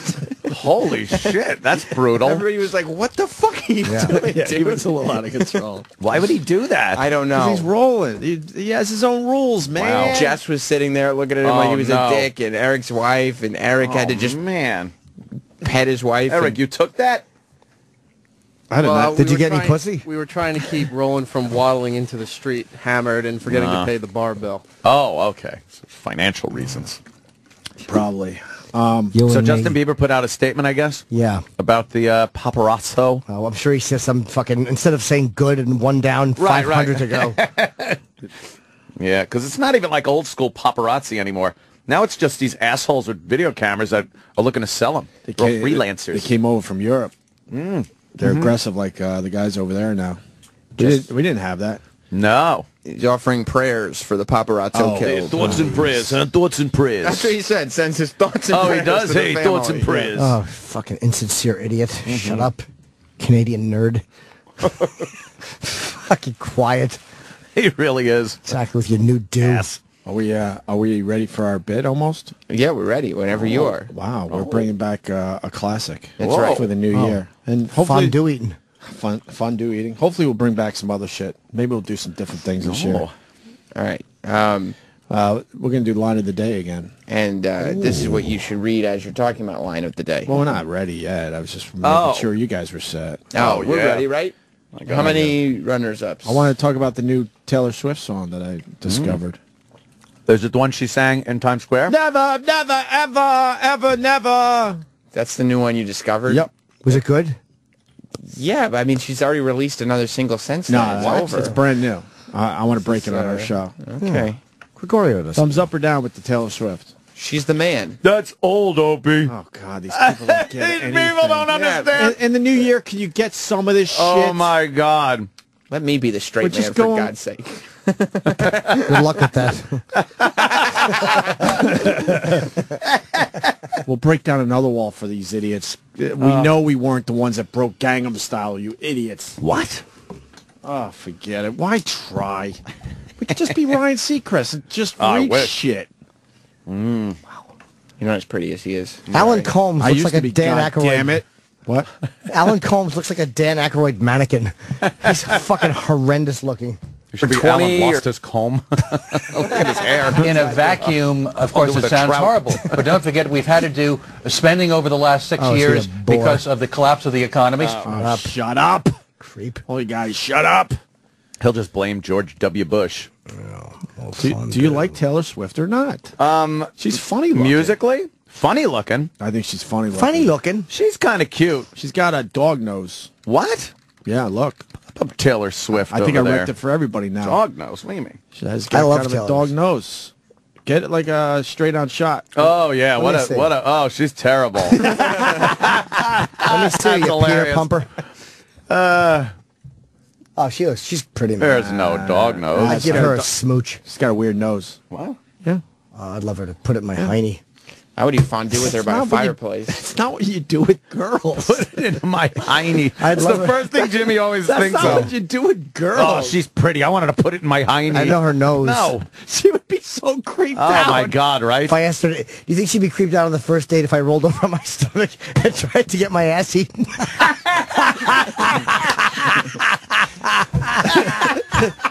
You got to think she doesn't understand that world. Oh, she's never eaten the ass of a 44-year-old guy Never. with a fucking roid on it. It smells like medicated wipes. That's why we love Norton. That's why we love her face. Yeah. That's why we love Norton. His first thought is, I would love her to put it in my hiney. Put it in my hiney. That cute nose. She would be horrified. Oh, she would hate it. She would hate it, especially if I grabbed the back of her head and pushed it in there like she was into it. What do you think? What do you think is the wildest thing she does, where she thinks she's being wild? Where she thinks she's being wild? Yeah. I don't know. I don't know. She's either a real pig or a real prude. One of the two. Bigger prude. She's bigger prude. She's very photographed. I'll tell you that much. There are a lot of fucking pictures of her. Yeah. Some people, you go to their images, and there's like the same picture 1,000 times. That's a different fucking picture every time with this chick. How come there's not as many photos of Joseph Goriev? I think that's Yeah. Where was he on New Year's Rocket Eve? He should take over. 10. Does she really write her own shit? 9. Yeah, she's credited as her own songwriter. I mean, I'm sure she gets some kind of help. But who are these people? I don't know. They're probably Liberty Mutual people. Yeah. Oh boy, hi Liberty. Good evening. Wow, they're giving us dirty looks. Oh boy. Oh boy, that's not good. Nerds. Ever. Nerds to you. That's yeah. I don't see any doggy nose. Nah, you'll see it now. Yeah, I wrecked it for you. Yep. No, I don't It takes know. time sometimes. It'll sink in, and you're gonna come in one day and go, "God damn it, you ruined it for me." Yeah. Yeah, something going on. Or her nose. Up Is, another picture. I think her nose is too high. Yeah. It's getting a little too close to the eyes or something. Yeah, there's something going on with her nose. All right. Dial up. Yeah, what are we doing? Old school dial-up? Waiting for the photo? Picture scrolling down. Yeah. I used to jerk off like this. Oh, man. See? Oh, my God. Come on. There is such nothing. Very pretty girl. See? You see I love it, right? that Sam is... I don't even think Sam has to pick and choose pictures, but he's picking and choosing, like, model-worthy pictures. Yeah, you got a little pert nose. Kissable. Yeah, but they could do stuff. That's Photoshop. What the fuck? Give me a natural picture. I would actually clench my butt cheeks on her nose until she talked like that. That'd make her talk like that. Make her say, number, please. Yeah. Pretend you're an operator. What? Get off my nose with my balls. Look, there it is. What? That's a nose. She looks gorgeous. That's She's a fucked very up pretty. nose. I'd It's a kiss little her. wide. I don't see... It's a little wide in the weird area. And then it gets tiny at the bottom. I don't know. I think she's very pretty. You think she would take a thumbprint to her asshole? I think so. Sure, she's a good egg. A thumbprint to the asshole? Oh, and I love her. Are you in You're love? not inserting. You're just going like this, a deep thumbprint. Oh. I hope the in-laws are at work. I want to acknowledge something that Florentine released over the weekend. Did you read his blog? I did. Yeah. Holy fuck, man. It's amazing. Where do people see it? Can you put it on our Facebook page? He's talking about the suicide of his girlfriend. Jade, yeah. Oh, he did? Yes, and then how he met his wife. Oh. And how it's all connected. And it's an amazing blog. And you're not going to get any laughs out of it, but it's an amazing piece of writing. I didn't see that one. And I would assume he wants people to read it if it's out there, so I want to make sure more people, read it. Yeah. Jim's a very funny man. Yeah, and he's been through some shit. Jim. Yeah, he's been through a fucking been through hell and back, and he writes about it. Raped. Just to go to wrestling matches. Well, yeah, it's worth reading because it gives people hope. Oh yeah, yeah, man, it's good, Ann. I'm telling you, it's really good. It's hope, really huh? fucking deep. Yeah, yeah, man. I should read that. The one he was really into, kills herself. Damn. Fast forward, and he's a very happy man with a wife and a kid, and it's kind of connected to his tragedy. Crazy. Yeah. How that shit works. It's on exojane.com. Thank you, Sam. exojane.com if you want to check it out. Bravo to Florentine for sharing that. It's amazing. You want to do line of the day? Yeah, I want to hear this song. One more thing. I just got a tweet from somebody. One more thing. This is breaking news. I Like Girls Daily, who I follow on Twitter. It's the best for naked girl shots. Today is Yoga Pants Day. Oh, good. Oh. Today is Yoga Pants Day. 200 pictures going up on I Like Girls Daily. At I Like Girls Daily. I said I would make sure we get that out there for this person. Well, more importantly, masked sexual flavors is the new way to foreplay. Available in 4 tantalizing flavors. These oral gel strips will be the spark to light your bedroom flame. Visit sexualflavors.com to purchase or find a retailer near you. I guess Masked Sexual Flavors is our sponsor for this segment. Oh, good. That's right. Now, do we want to... We have 2 runners-up and 1 winner. Line of the day is back on the Opie and Anthony show. Ah. Yeah. You're saying as an adult you've never chilled by the fireplace eating fondue? Wait. What just happened there? Hang on. Yeah. It's a runner-up. This is a runner-up. The sweeper says, here comes the line of the day. It's a runner-up. That's right. So you guys have to introduce runner-ups. I'm with Ant, man. Didn't we used to have an intro for it, and it was... Nope. Just the finalist. Yeah. Look at E-Rock all proud, like, fuck you, assholes, you're not getting me this time. Yes. It's like that Mandingo. So I fucked up. I should have said, here's a runner-up. Correct. Sure. All right. Oh, sure. God, I'm giving you one. Whoa. Enjoy I wasn't it. attacking. You relax. Look at the big balls. Oh, a thumping. Relax, I guess. Whoa. I fucked up. So here's the first runner-up line of the day. You're saying as an adult you've never chilled by the fireplace eating fondue? I've done neither of those things. I've never chilled by a fireplace. I've never eaten fondue. No. I've laid on my back and taken some fondue on my chest. Although I thought Ant's line was better in that, which about the fucking with this trunk. Of course, E-Rock didn't like that one. But didn't we just do that? Yes, That's right. Amazing. You never know where line of the day could come from. All right. We have another runner-up line of the day? Yes, we do. Did you drink every day while we were gone? Just about. He does that when we're here. Right? I guess they could be true, too. Yes. Right? Some are just sad, true statements. And I guess here is... oh, no, now we do the sweeper. Oh. I forget how this works. Yeah, now you have the sweeper to play into the line of the day. So we just shut up right here? Yep. And just watch? Oh. Here comes line of the day. Line of the day. I missed this. Bob told me you got to tell him what you want, and I tried to, and I know I changed what I want, but I know what I didn't want, which was just a template site. Oh boy. Colin gave me a good idea actually about what I could do when I get someone. Shoot yourself.